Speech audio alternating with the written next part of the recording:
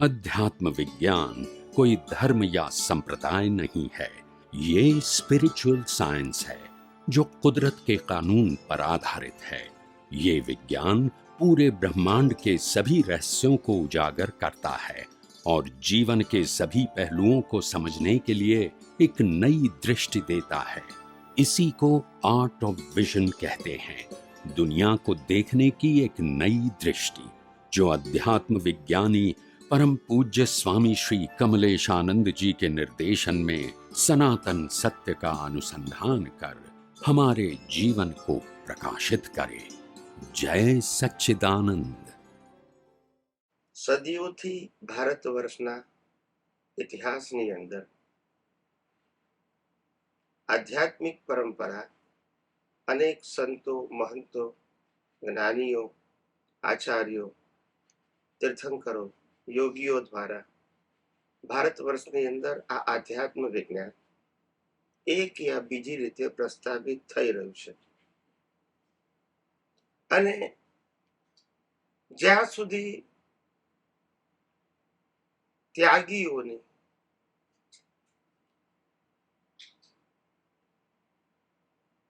જે સંન્યાસીઓની, જે સાધુઓની પવિત્રતા, જ્યાં સુધી આત્માની અનુભૂતિ કરવી અને જગતની વેલ્યુ શૂન્ય કરવી, આ જ્ઞાન દર્શન રૂપે જ્યાં સુધી રહી ભારત વર્ષમાં, ત્યાં સુધી સમયે સમયે વિજ્ઞાન અને વિજ્ઞાનીઓ પોતે અનુભવ કરી અને લોકોને વિજ્ઞાન શેર કરવા પડે. પણ જ્યારથી સાધુ, સંત અને સંન્યાસીઓ મંદિર, સંસ્થા, શિષ્ય અને પ્રોસેશનમાં પડી ગયા, સાધુ, સંત, સંન્યાસીઓ, ટૂંકમાં ત્યાગીઓ, ત્યારથી આધ્યાત્મ વિજ્ઞાન ખલાસ થઈ ગયું. જે લોકોનો સબ્જેક્ટ, એ લોકોનો સબ્જેક્ટ હતો અનુભૂતિ. શેની? આત્માની. શેનાથી મુક્ત થવાનું? શરીર અને શરીરના સંજોગોથી. કેમ? એ આપણે નથી, એ આપણું નથી, તો પછી એમાં ઊંડા ઉતરવાની શું જરૂર? પણ અનાદિકાળથી સાધુ સંત સંન્યાસીઓએ દેહનું મહત્વ સમજાયું, દેહને કર્મ ભોગવવાનું સાધને બતાવ્યું અને દેહને પુરુષાર્થ કરવાનું સાધન પણ બતાવ્યું. So the most of the people, they are confused કે after all મન વચન કાય કર્મ ભોગવવાનું સાધન છે કે પુરુષાર્થ કરવાનું સાધન છે, એ જ ના સમજાયું અને તેથી બધા કન્ફ્યુઝ થવા માંડ્યા. પણ પછી અનેક ધર્મ અને સંપ્રદાય ઉભા થવાથી દરેક ધર્મ અને સંપ્રદાયના ધર્મગુરુએ પોતે પોતાના ધર્મને સ્થાપિત કરવા માટે પોતાનો ધર્મ, એની અંદર ગુરુ, ભગવાન, મંદિર, મંત્ર, સંસ્થા, શાસ્ત્ર, રિચ્યુઅલ બધું મહાન છે એવું દરેક ધર્મ વાળા બતાવવામાં મળ્યા. અને એને કારણે આપણો ધર્મ, આપણો સંપ્રદાય કઈ રીતે આગળ વધે, શિષ્ય કઈ રીતે વધે, ડિસાઇપલ્સ કે ફોલોઅર્સ કઈ રીતે વધે, મંદિર અને સંસ્થા કઈ રીતે વધે, બસ આ સબ્જેક્ટ ઉપર ગયા. પછી વિજ્ઞાન રહ્યું, આખો ટ્રેક બદલાઈ ગયો. ટ્રેક આખો બદલાઈ ગયો આધ્યાત્મમાંથી ભૌતિક તરફ, પણ ધાર્મિક ભૌતિક. જેમ સંસાર ચલાવવા માટે મારે ભણવું પડે, એના માટે પૈસા જોઈએ. મારે જોબ કરવી હોય તો પૈસા જોઈએ. મારે ઘર ચલાવવું હોય તો પૈસા જોઈએ. મકાન લેવું હોય તો પૈસા જોઈએ. ગાડી લેવી હોય તો પૈસા જોઈએ. વ્યવહાર ચલાવવા માટે પૈસા જોઈએ. એટલે પૈસા મારા માટે સેન્ટર પોઈન્ટ છે. અને પૈસા કમાવા માટે મારે ભણવું પડે, કામે કરવું પડે, પરિવાર કરવો પડે, પરિવારને ચલાવવા માટે કમાવવું પડે અને પરિવાર સાથે બધી વસ્તુ જોઈએ. આ બધામાં સેન્ટર પોઈન્ટ પૈસા છે. કરેક્ટ? એટલે પૈસા કોઈ પણ રીતે કમાવા જ પડે. એવું તમે ત્યાગી થઈ ગયા, સંન્યાસી થઈ ગયા, સાધુ થઈ ગયા, પણ તમારા માટે સેન્ટર પણ પૈસા થઈ ગયા. કેમ? તમારે મંદિર બનાવવા છે, સંસ્થા બનાવવા છે, શિષ્યો કરવા છે, વરઘોડા કાઢવા છે, બ્રાન્ચીસ કરવી છે, તો તમારે પૈસા જોઈશે. એ બંનેનો સબ્જેક્ટ એક જ થઈ ગયો. આઈધર ત્યાગી થઈને, આઈધર ભોગી થઈને, but you cannot survive without money. માટે જે યોગીઓ નિરંતર આત્મા માટે જીવતા હતા, એના માટે પૈસા અને આ પૈસા, સાધન, સંપત્તિ, સંબંધ, સત્તા અથવા મંદિર, સંસ્થા, શિષ્ય, વરઘોડા સબ્જેક્ટ નતો. જેમ રામે એક પણ મંદિર ના બનાવ્યું, કૃષ્ણએ એક પણ મંદિર ના બનાવ્યું, રામકૃષ્ણ એક પણ સંસ્થા ના બંધાઈ, એક પણ વરઘોડો ના કાઢ્યો, રામકૃષ્ણના કોઈ ફોલોઅર્સ નહીં. હું જીવતાની વાત કરું છું. અત્યારે કેટલા છે નથી પૂછતો, એમણે કરેલા. That is my question. Ram ભગવાન પોતે રામને કેટલા માને છે, કૃષ્ણને કેટલા માને છે, મહાવીરને કેટલા માને છે, એ મારો વિષય નથી. રામ અને કૃષ્ણ જીવતા એક શિષ્ય હતા, ના એકે મંદિર બનાવ્યા હતા, ના એકે સંસ્થા બનાવી હતી, એકે વરઘોડા કાઢ્યા હતા. બોલો, વિચાર કરો. ઇવન આ દાદા ભગવાને કેમ મંદિરો બાંધ્યા જીવતા એમને એક શરૂ તો કરી, કરી કરી આ તો નહીં. શરૂ કરી, આ તો નહીં. શરૂ કર્યું એટલે આમાં શું થાય કે સી, હાલાકી ઉદયકર્મ જ છે, જે અત્યારે બાંધે છે તે ઉદયકર્મ છે, અને દાદાએ બાંધ્યું તે ઉદયકર્મ છે, પણ ઉદયકર્મની અંદર ટ્રેક ખોટી પડી જાય છે. મૂળ પુરુષનું કેરેક્ટર એટલું પરફેક્ટ હોવું જોઈએ કે જેથી લોકો આધ્યાત્મ માર્ગ સિવાય કોઈ માર્ગને ફોલો જ ના કરવા જાય. આધ્યાત્મિક પુરુષની વાત કરું છું. ધાર્મિક પુરુષ માટે બરાબર છે, આ બધા સબ્જેક્ટ હોય, પણ આધ્યાત્મિક પુરુષ જોમાં એન્ટર થઈ ગયો તો પછી એની પરંપરામાં એ જ થવાનું. સમજાય છે? એટલે આ પ્રશ્ન છે, અને તેથી વિજ્ઞાન ડાયવર્ટ થઈ ગયું. વિજ્ઞાન અનુભૂતિનો વિષય હતો. વિજ્ઞાન સાધન, સંપત્તિ, મંદિર, સંસ્થા, શિષ્યનો વિષય જ નતો. મારે અનુભૂતિ કરવાની છે, અને આત્માની અનુભૂતિ કરવાની છે. બહારના કોઈ સંજોગોની મારે જરૂર નથી. જંગલોમાં જેમ લોકો આત્માની અનુભૂતિ કરે છે, એના માટે મંદિર, સંસ્થા કે ક્રિયાકાંડ કે ફોલોવર્સ સબ્જેક્ટ જ નતો. અને કોઈને જ્ઞાન લેવા આવવું હોય તો મારી પાસે આવે, એની મરજી છે, પણ મારા શિષ્ય તરીકે નહીં. હું તો ગાઈડ છું. હું મારા અનુભૂતિના માર્ગે આગળ વધી રહ્યો છું. તમે મારી પાસે આવશો તો હું મારું ગાઈડન્સ આપીશ કે હું જે માર્ગે આગળ વધી રહ્યો છું તમે પણ વધી શકો છો. તમારા દાખલામાં રામકૃષ્ણ મહાવીર આવે છે કે એમની કોઈ મંદિરો નતા બન્યા. એવી રીતના આપણે દાદા ભગવાનની શરૂઆત થઈ. શ્રીમદ રાજચંદ્રમાં એમને પણ શરૂઆત હતી, એમને પણ એક મંદિર નથી બન્યા. મંદિરની સંસ્થા નહીં, એમને કોઈ શિષ્ય નહીં. એમના ગયા પછી બન્યા. એને ગયા પછી આમાં એમના ડાયરેક્ટ શિષ્ય નતા કે આ મારા શિષ્ય, પણ એમના થકી જ્ઞાન પામેલા 4-5 જણા હતા. પછી જીસસ ક્રાઇસ્ટ જે ચર્ચો એ તો હતા જ ને. એમને બનાયા ચર્ચ ક્રાઇસ્ટે બનાયા છે કે શું કહેવાય કે પૈગંબરે મસ્જિદ બનાવી છે, એનો મને ઇતિહાસ ખબર નથી ખબર તો હું કહી દઉં. બોલે સર બનાવી છે એ પણ ખબર નથી, નથી બનાવી એ ખબર નથી. એટલે જીસસ ક્રાઇસ્ટ ને બાઇબલમાં જીસસ ક્રાઇસ્ટ નથી પોતે નથી બનાયા એવું એમાં બાઇબલમાં લખે છે. આ તો હશે, હું કહું છું. પણ જીસસ ક્રાઇસ્ટ આવી રીતના તમે જેમ બેસો છો એમ બેસીને એમને જ્ઞાન પીરસ્યું છે. બ્રેડના 4 પીસ કરીને બ્રેડના કટકા કર્યા છે, પણ એમની કોઈ દિવસે સંસ્કાર એવું નથી બાંધ્યું, બાઇબલમાં નથી લખ્યું. પુરાણની મને નથી ખબર, તમારી ધ્યાનમાં કે મને એટલે આનું ખબર નથી. ક્રાઇસ્ટ ને બાઇબલ ને મેં વાંચેલું છે, પણ મંદિર સંબંધી એટલે કે એ લોકોની સંસ્થા સંબંધી ખ્યાલ આવે કે ધાર્મિક સ્થળ સંબંધી મને ખબર નથી. તો આપણે એમને કઈ રીતે ઓળખીએ? આપણે જેમ આપણે રામકૃષ્ણ મહાવીરને ઓળખીએ છીએ, એ પોતે આત્મામાં રહ્યા ને એમને આખું બધું જીવન એમને કર્મોદય પ્રમાણે એમને બધું પૂરું કર્યું.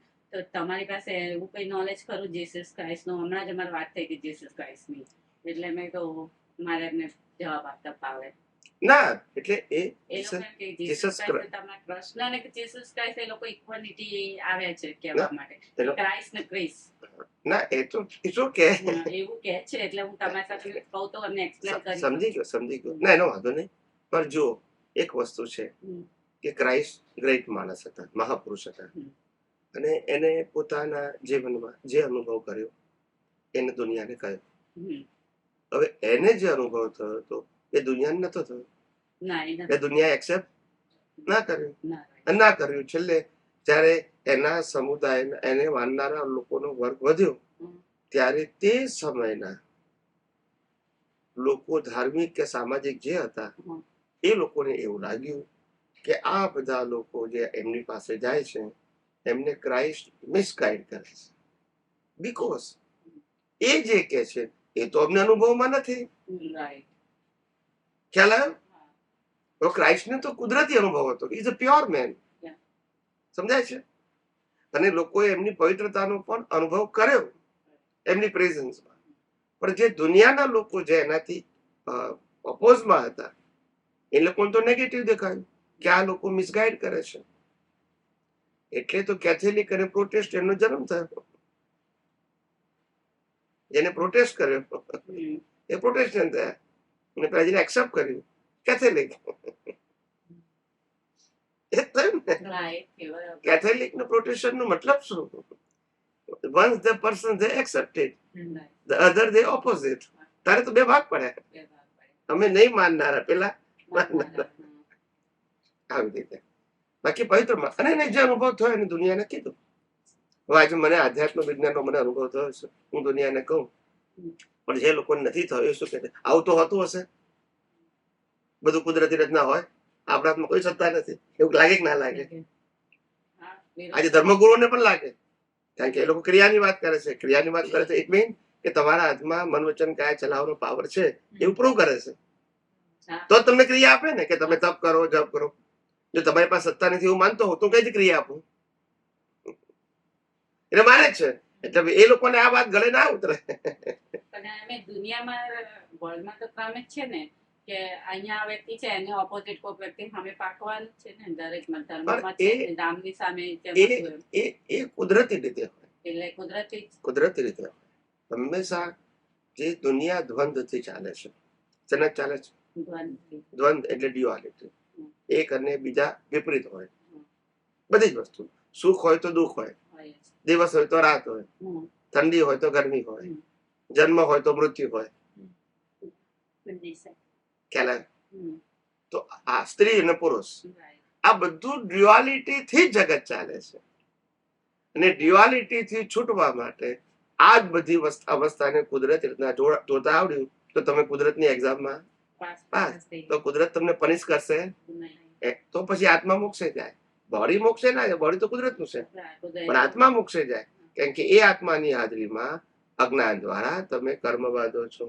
શરીર કર્મ બાંધી શકતું નથી, શરીર કર્મ ભોગવી શકે છે. બાંધવાનું કામ શરીરનું નથી. જો આ શરીર કર્મ બાંધે તો પછી આ શરીર મરે કેમનું? ખ્યાલ આવ્યો? ના, એને જ ભોગવવું પડે ને. પણ શરીર કર્મ બાંધતું નથી, માટે શરીર કર્મ ભોગવતું નથી. પણ શરીર ઇન્સ્ટ્રુમેન્ટ છે. એ ઇન્સ્ટ્રુમેન્ટ કુદરત આપે છે. કોણ આપે છે? કુદરત આપે છે. જેમ તમારા કર્મો માનવી હશે, માનવતાવાદી હશે કર્મો, તો મનુષ્યનું શરીર આપશે કર્મ ભોગવવા માટે. તમારા કર્મ પાશવી હશે તો પશુઓનું શરીર આપશે. તમારા કર્મ રાક્ષસી હશે તો નરક ગતિનું બોડી આપશે. અને તમારા કર્મ ડિવાઇન હશે તો દેવલોકનું બોડી આપશે. પણ બોડી આપણે કેવી રીતે હોઈ શકીએ? બોડી તો કુદરત આપે છે. As per your karma, you suffer through the body. સમજાય છે? હા, સમજાય. આજે તમે પુણ્ય કર્યું તો કુદરત તમને લક્ષ્મી આપી, પણ તમે લક્ષ્મી થોડા છો. લક્ષ્મી એ પુણ્ય ભોગવવાનું સાધન છે. એમ શરીરે પણ કર્મ ભોગવવાનું સાધન છે. સાધન આપણે કેવી રીતે હોઈ શકીએ? પણ આ જ મોટી puzzle છે ને, આપણે સાધનને આપણે માન્યું ને. જ્ઞાની અનુભવીઓ કીધું કે આ કર્મ ભોગવવાનું સાધન છે, આ લોકો કે જે પુરુષાર્થ કરવાનું સાધન છે. આખું વાત બદલી દીધી. આખી વાત બદલાઈ ગઈ. હા, right. એટલે પ્રતિષ્ઠિત આત્માનું જ્ઞાન ખુલ્લું, ના થયું. આ મિસિંગ લિંક થઈ ગઈ. સાધન શબ્દ કરેક્ટ છે, પણ સાધન શેના માટે હતું? કર્મ ભોગવવા માટે. આપણને દેવલોકનું શરીર કેમ મળે છે? કર્મ ભોગવવા માટે. નરકલોકનું કેમ મળે છે? કર્મ ભોગવવા માટે. પશુનું કેમ મળે છે? કર્મ ભોગવવા માટે, બાંધવા માટે નહીં. એમ આ બોડી પણ કર્મ બાંધવા માટે નથી. ખ્યાલ આવ્યો? Right. પણ આ બોડીની અંદર રહેલો જે પ્રતિષ્ઠિત આત્મા છે, લાઈવ ઈગો, એ કર્મ બાંધે છે અને ભોગવે છે થ્રુ બોડી. પછી ચારમાંથી કોઈ પણ ગતિ હોઈ શકે. પ્રિન્સિપલ ના સમજાયો. તમે વિચાર કરો કે જ્યારે મેં જૈન આચાર્ય ભગવંતોને વાત કરી કે આપણું આ શરીર આપણું કઈ રીતે હોઈ શકે અને આ શરીર ઉપર આપણો કંટ્રોલ કેવી રીતે હોઈ શકે, ત્યારે એમને સીધું સ્ટેટમેન્ટ કર્યું કે મનુષ્ય એક જ એવો છે કે જે પુરુષાર્થ કરી શકે છે. બીજી કોઈ ગતિમાં પુરુષાર્થ નથી. મેં કીધું મનુષ્ય પુરુષાર્થ કરી શકે છે, તમારો જવાબ સાચો છે, પણ પુરુષાર્થ કરનારો કોણ? મનુષ્ય યોનિમાં પુરુષાર્થ થાય છે એ વાત સાચી, પણ મનુષ્ય કરતો નથી. ભાવથી પુરુષાર્થ થાય છે, અને બુદ્ધિને કારણે ભાવ છે. બુદ્ધિ નથી તો ભાવ, અને બાકીની 3 ગતિમાં દેવલોક, નરકલોક, પશુલોકમાં બુદ્ધિ જ નથી, માત્ર કર્મ ભોગવવાના છે. એ લોકો પાસે કોઈ ચોઈસ નથી. આની પાસે ચોઈસ નથી, પણ કર્મ બાંધવાની ચોઈસ છે. ભોગવવાની ચોઈસ નથી. ના, એ તો પ્રોગ્રામ, ગયા અવતારનો પ્રોગ્રામ. જન્મ એટલે મા બાપ પણ તમારે નક્કી નહીં કરવાના, ભાઈ બહેન નક્કી નહીં કરવાના, રહેવાનું ઘર ધર્મ બધું તૈયાર મળે, કારણ કે રિઝલ્ટ એ કર્મનો પ્રોગ્રામ લઈને આવે છે. એ પણ મા બાપ મળશે, એ પ્રમાણે જીવનના સંજોગો મળશે, અને એ પ્રમાણે મૃત્યુ મળશે. એ પ્રોગ્રામમાં તમે શું કરી શકો? કઈ નહીં. અને જેવો પ્રોગ્રામ પતી જાય અને વાળી નાખવાનું. તમારી પાસે સ્વતંત્ર છે ક્યાં? પણ આ વાત ન સમજાવવાથી 2500 વર્ષ 2600 વર્ષથી કેટલો ગોટાળો થઈ ગયો. જ્ઞાની પુરુષ દાદા ભગવાન કે જેમને પ્રતિષ્ઠિત આત્માની ખોજ કરી અને દુનિયા સમક્ષ ખુલ્લું પાડ્યું, નહીતર આજે પણ આનું આ જ હતું. અમે તો પ્રતિષ્ઠિત આત્માને હાઇલાઇટ કર્યો, પણ બિગિનિંગ એમને કરી. પણ બિગિનિંગ છે દાદા ભગવાનની આપતા વાણીમાં પ્રતિષ્ઠિત આત્મા પણ છે, મિશ્ર ચેતન પણ લખેલું છે અંદર. એક જ છે. તો બંને પ્રતિષ્ઠિત આત્મા, મિશ્ર ચેતન, ભાવો અને લાઈવ ઈગો, ચારે ચાર વસ્તુ એક જ શબ્દ પ્રતિષ્ઠિત આત્મા કહો કે. પછી પ્રતિષ્ઠિત આત્માની સામે ડિસ્ચાર્જ પ્રતિષ્ઠિત આત્મા બોલો, ડિસ્ચાર્જ ભાવો બોલો, તો પછી એ બધું અલગ થઈ ગયું. એ બંને એક. ડિસ્ચાર્જ પ્રતિષ્ઠિત આત્મા અને ડિસ્ચાર્જ ભાવો એક. અને અહીંયા લાઈવ ભાવો, લાઈવ પ્રતિષ્ઠિત આત્મા, મિશ્ર ચેતન અને લાઈવ ઈગો, એ ચારે વસ્તુ એક જ છે. એ પુરુષાર્થ કરનાર, પેલા પરિણામ ભોગવનાર. પણ આ વસ્તુ દાદા ભગવાને તો સુંદર રીતે એક્સપ્લેન કરી, પણ એમના કેટલાક વાક્યો જે ગળી ગયા ને, ગળી ગયા. શું થઈ ગયા? ગળી ગયા. સમજવાનું નહીં, ગળી ગયા. હા, એટલે ખરેખર તો આધ્યાત્મનો માર્ગ છે ને, કર વિચાર તો પામશે. એની જગ્યાએ વિચાર ના કર્યો, એમને કીધું એ બ્રહ્મ વાક્ય. હવે એમને કીધું એક પરિસ્થિતિને આધીન કીધું. શું કીધું? હવે તમે વિચાર કરો કે માણસ કે જ્ઞાનીઓને કેવું પરિસ્થિતિ ઉભી થાય છે. એક વાર સ્ટેટમેન્ટ ભૂલી જાય ને, પછી વિડ્રો કરવું મુશ્કેલ છે એ લોકોને. બહુ મુશ્કેલી પડે, બહુ મુશ્કેલી પડે. પણ છેલ્લે બોલ્યા ઘણી બધી વસ્તુ, પણ છેલ્લી વાત તો લોકો સમજી શક્યા નહીં ને, કારણ કે બિગિનિંગ જે વાત કરી હતી એ લોકોને પકડાઈ ગઈ. છેલ્લી વાત ના પકડાય, કારણ કે ગાઢ પેલું થઈ ગયું હતું. 1962-63 થી એમની વાણી બહાર નીકળવા માંડી, એ જ ગાઢ થઈ ગઈ. 87 માં તો છેલ્લા વર્ષમાં નીકળી, પણ ત્યાં સુધી પેલું પાકું થઈ ગયું. હવે શું કરવું? એટલે જ્ઞાની પુરુષ દાદા ભગવાને 87 માં ભાગાકાર જ કર્યા છે. ખ્યાલ આવ્યો? એમને જે વાત કરી હતી ને એના ભાગાકાર કર્યા છે. કેમ? તો કે છે આપણે તો આ વિધિ, આજ્ઞા આ બધું હોય જ નહીં કે છે. આપણે તો જોવાનું જાણવાનું હોય. સામાયિક પ્રતિક્રમણ હોય નહીં. સાયન્ટિસ્ટ તો આમાં હાથ જ ના ગાલે. આ બધું 87 નો બોલ્યા. અને પેલા એવું કીધું કે આલોચના પ્રતિક્રમણ પ્રત્યે ખનિજ મહાવીરનો માર્ગ છે, એના વગર મુક્તિ જ નથી. હવે શું થાય? પેલું પકડાઈ ગયું. અને 87 માં ભાગાકાર કર્યા. પણ એમને અંદર જેમ જેમ જાગૃતિ વધતી ગઈ, જાગૃતિ નહીં, એમને જાગૃતિ તો જ્ઞાન તો એમનામાં હતું જ. 1958 થી હતું જ્ઞાન, ખુલ્લું થયું. જ્ઞાન કહેવાના સંજોગો નતા. સામે લાયકાત જોઈએ ને, કોને કેવું? 87 પહેલા શરૂઆતમાં આખી આવી જ્ઞાન વિધિ કરાવતા નતા દાદા. ખાલી 87 પહેલા નહીં, 4 જ વાક્ય બોલી તમને જ્ઞાન વિધિ કરાવતા હતા. 87 છેલ્લું વર્ષ એમનું. ના, પણ સૌથી પહેલા શરૂઆતમાં સૌથી પહેલા નતા કરાવતા. 62 માં સુધી એમને જ્ઞાન વિધિ કરી, પણ જ્યારે જ્ઞાન વિધિ આપવાની શરૂઆત કરી ને ત્યારે નતા બોલાવતા. ખાલી 5 વખત બોલાવતા હતા. બોલો મન વચન કાયાથી તદ્દન જોઈને શુદ્ધાત્મા, આટલું બોલાવતા. બસ જ્ઞાન વિધિ. આજ્ઞા નહીં, સત્સાધન નહીં, કઈ જ નહીં, અને બાકી બધું વ્યવસ્થિત. પણ એ વ્યવસ્થિત શક્તિ એ શરૂઆતમાં ન સમજાય બધાને.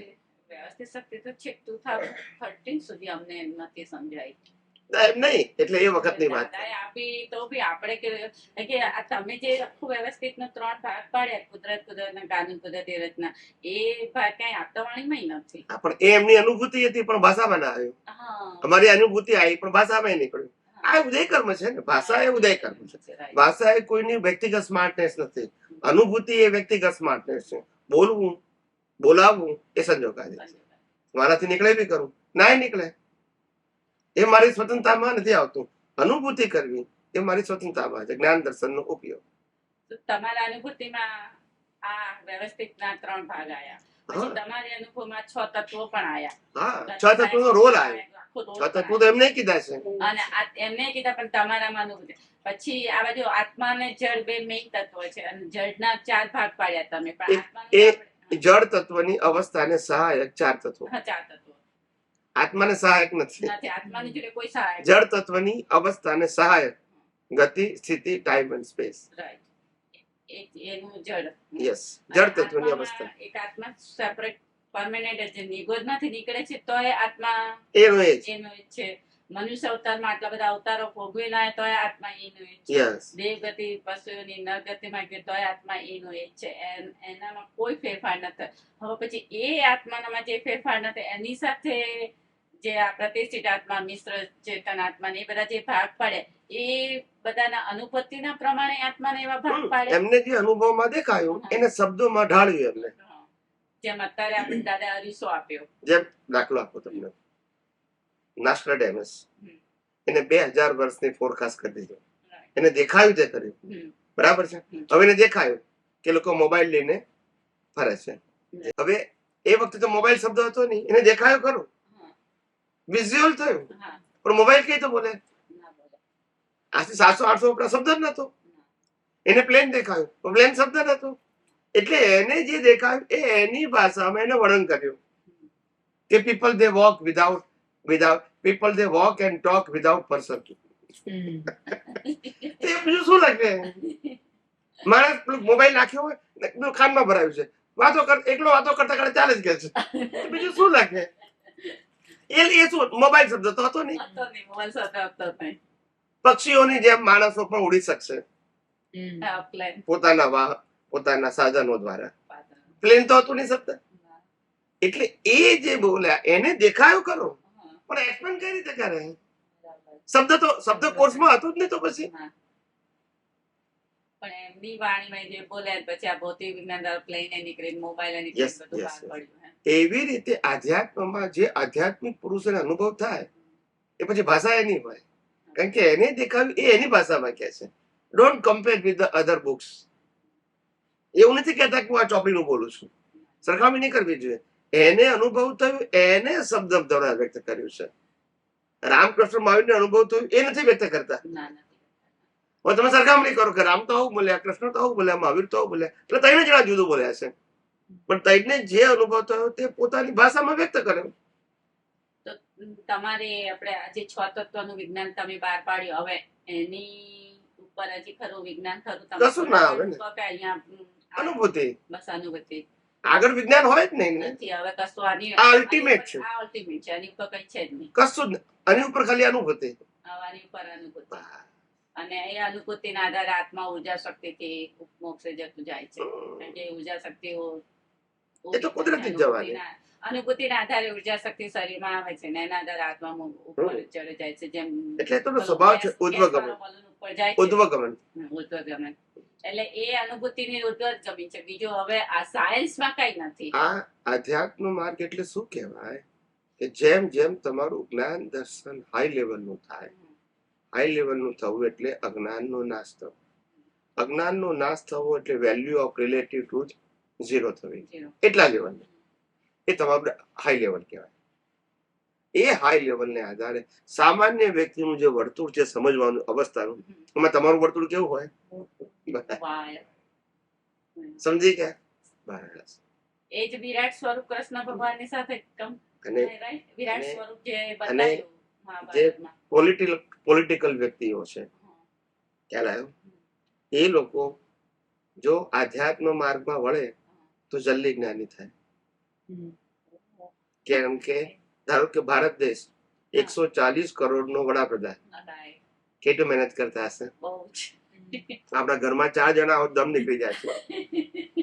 તો 140 કરોડ વ્યક્તિઓને મેનેજ કરવા, કરવા. બધાને ફૂડ આપવું, કપડા આપવા, જોબ આપવી, education, health, road, transportation, it's not easy job.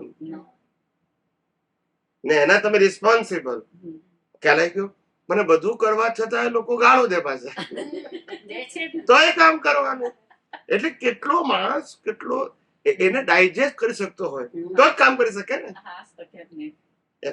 એટલે એ પચાવી શકે, નેગેટિવ સંજોગોને પચાવી શકે, અને માનવાળા સંજોગોમાં પણ પડી ના જાય, કારણ કે એને ઘણું કામ કરવાનું છે. માન આપવા વાળાય છે. બંને હોય, અને પણ ત્યાંય અટકી જવાનું નથી અને પેલામાં અટકી જવાનું નથી ના, અપમાનમાં, બધું જ છે, યાર. તો આગળ વધી શકે. Yeah. એટલે એની કેટલી મેચ્યોરિટી હોય. ભલે આ બાબતમાં છે, પણ એ આ બાબતમાં જલ્દી ફરી શકે, કારણ કે એ પછી વિઝન બ્રોડ છે ને. હા, business. સામાન્ય વ્યક્તિઓ પોતાનું જ વિચારે, પોતાના પરિવારનું લિમિટેડ વિઝન છે. એટલે એનું જે સંઘર્ષમાં જીવન છે ને 4 વ્યક્તિઓ પૂરતું જ છે. તમને 140 કરોડનું જોવાનું, કાલે આ ગાળ દે, કાલે પેલો દે, કાલે પેલો દે, મને આમ નથી, મને બધા કે because you are the prime minister, so you are responsible. Yeah. આવી રીતે છે. અને બધાને પાછું વાણી સ્વાતંત્ર્ય, જે બોલવું એ બોલે. બોલે જ છે. એટલે ઇટ્સ અ ટફ જોબ. આ કઈ લાડવા ખાવાના ખેલ નથી. એવી રીતે આધ્યાત્મમાં પણ સેમ છે. પણ આધ્યાત્મિક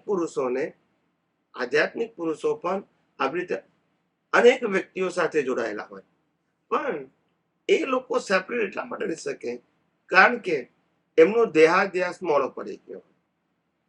શું પડી ગયો હોય?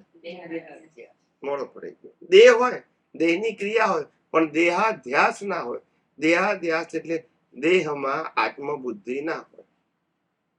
એમની બુદ્ધિ આત્મામાં આત્મબુદ્ધિ હોય અને દેહને કુદરતી દેહ અને દેહની અવસ્થાને કુદરતી રચના જોતા હોય. બસ એટલે રિલેક્સથી જીવી શકે. હવે જેને દેહાધ્યાસ છે, દાખલા તરીકે મારે શિષ્ય કરવા છે, મારે મંદિર બનાવવા છે, મારે સંસ્થાઓ બનાવવી છે, મારે વરઘોડા કરવા છે, તો પછી એનો બોજો હોય. યસ કે નો? પણ જેને માત્ર માર્ગદર્શન આપવું છે, ગાઈડ કરવા છે, એને કશું ના હોય બોજો. હું ગાઈડ કરું છું તમને, તમારે ફોલો કરવું કે ના કરવું તમારી મરજી. You are not followers. તમે મારા ફોલોઅર્સ નથી. હું સાયન્ટિસ્ટ છું અને તમને સાયન્ટિસ્ટ બનાવવા આવ્યો છું. બનવું ના બનવું તમારા ઉપર છે. હું ગુરુ હોઉં અને તમે શિષ્ય બનાવો તો મને લોડ રહે. પણ કોઈ પણ અનુભવી જ્ઞાની ક્યારે ગુરુ ના, ક્યારે ના. હું તો પછી અનુભવી જ ના કહેવાય. ગુરુ એટલે રિસ્પોન્સિબિલિટી. શું માટે લે? જે મન વચન કાયનું ક્રિએટર, ઓપરેટર, ડિસ્ટ્રોયર કુદરત છે, એની જવાબદારી હું લઉં ના. કે તમે કેમ આમ કર્યું, આમ કરવું જોઈએ, આમ ના કરવું જોઈએ. એટલે ભાઈ મારા મન વચન કાયા મારા કંટ્રોલ માંથી તો તમારો કંટ્રોલ હું કઈ રીતે બનવું? ના સમજાયું. હું ગુરુ આવું તો બનવું. હું કહું આમ કરો, આમ નહીં કરવાનું, આવું જ કરવાનું, કારણ કે ગુરુ. Right. છે એટલું કરવાનું. હા, ના તો કળિયુગના શિષ્ય કેવા હોય? નહીં, વાંકાને જડ તો ખરા, પણ ગુરુ કળિયુગના શિષ્ય એવા હોય કે ગુરુની બોલતી બંધ કરી દે. કારણ કે અત્યારે મીડિયા છે. હમણાં મીડિયાને બોલાવીને તમારી પોલ બહાર પાડી દઈશ. એ ગુરુ કે તેરી બી ચૂપ મેરી બી ચૂપ, બેયનું ચાલે. શું કરે પણ વિડીયો બનાવીને મૂકી દેશો. પછી હવે શું કરો? સાબિત કરો તમે કે મારા ગુરુ, હું ગુરુ સાથે 25 વર્ષ રહ્યો છું, એમને આવું આવું કર્યું, પતી ગયું. પતી ગયો. પછી સાબિત કરો તમે. હવે નથી કરીએ એ થાય ને. શું કરો તમે? અને તમે શિષ્ય તરીકે સ્વીકાર્યો છે, ગુરુ તરીકે તમે રહ્યા છો, તો તમે આન્સરેબલ છો દુનિયા માટે. પણ યજ્ઞિશીને શિલ્પાને એવું જ છે ને. એટલે બધા, એટલે મારો કહેવાનો મતલબ છે કે ગુરુ શિષ્યના જે સંબંધ છે એ ધાર્મિક સંબંધો છે. ધાર્મિક સંબંધો અને ધર્મમાં આવા ચોખ્ખા પુરુષો, દાદા કહેતા હતા ને કે ભાઈ જેને આ સંસારની કોઈ વસ્તુની પડી નથી, ભલે જ્ઞાન હાઈ લેવલનું નથી પણ સરળ છે. કેવા છે? સરળ. હા. અને બધી જ અવસ્થાઓમાં એડજસ્ટ થઈ જવાનો જેનો ગુણ છે, એ પછી આવી રીતે ગુરુ બને અને લોકોને સામાજિક જીવન જીવવાનું અને ધાર્મિક જીવન જીવવા માટે ગાઈડ કરે કે ભાઈ તમારે પુણ્ય કરવું, પુણ્ય બાંધવું, પાપ ન કરવું, અને પાપ થાય તો પ્રાયશ્ચિત કરવું. પુણ્ય કઈ રીતે કરવું? તપ, જપ, પૂજા પાઠ, માળા કરવા, એનાથી પુણ્ય બંધાશે. કોઈને ગુસ્સો કરવો, મારવો, ચોરી કરવી, જૂઠા બોલવી એ પાપ છે, એ થઈ જાય તો પછી માફી માંગવું. આવું શીખવાડે. પરિવારમાં કેમ આપણે એડજસ્ટ થઈને જીવવું એવું શીખવાડે. એ બધા ગુરુ. એને આધ્યાત્મ સાથે લેવા દેવા સમજાય છે? લેવા દેવા નથી. એને તમારી પ્રકૃતિ સાથે લેવા દેવા છે. પ્રકૃતિ સાથે, આ પ્રકૃતિ સાથે, અને નેક્સ્ટ બર્થમાં તમને સારી પ્રકૃતિ મળે પુણ્યવાળી, એની સાથે લેવા દેવા છે. આત્મા સાથે છે જ નહીં. એનો કોન્સેપ્ટ જ નથી. ભલે આત્માની વાત કરે પણ એના પુરુષાર્થમાં આત્માનો કોન્સેપ્ટ ના હોય. પણ એમાં જે હોય એને આગળ વધવું હોય તો પછી એ સાંભળ્યું એને કર્યું અને પછી એને કોઈ આવું અધ્યાત્મ હા, વિજ્ઞાન એટલે કે એવું મળે. એની રિક્વાયરમેન્ટ હોય તો મળે ને. બરાબર છે. ધારો કે હોય પાત્ર પણ રહે. એની રિક્વાયરમેન્ટ ના હોય તો શું કરવાનું?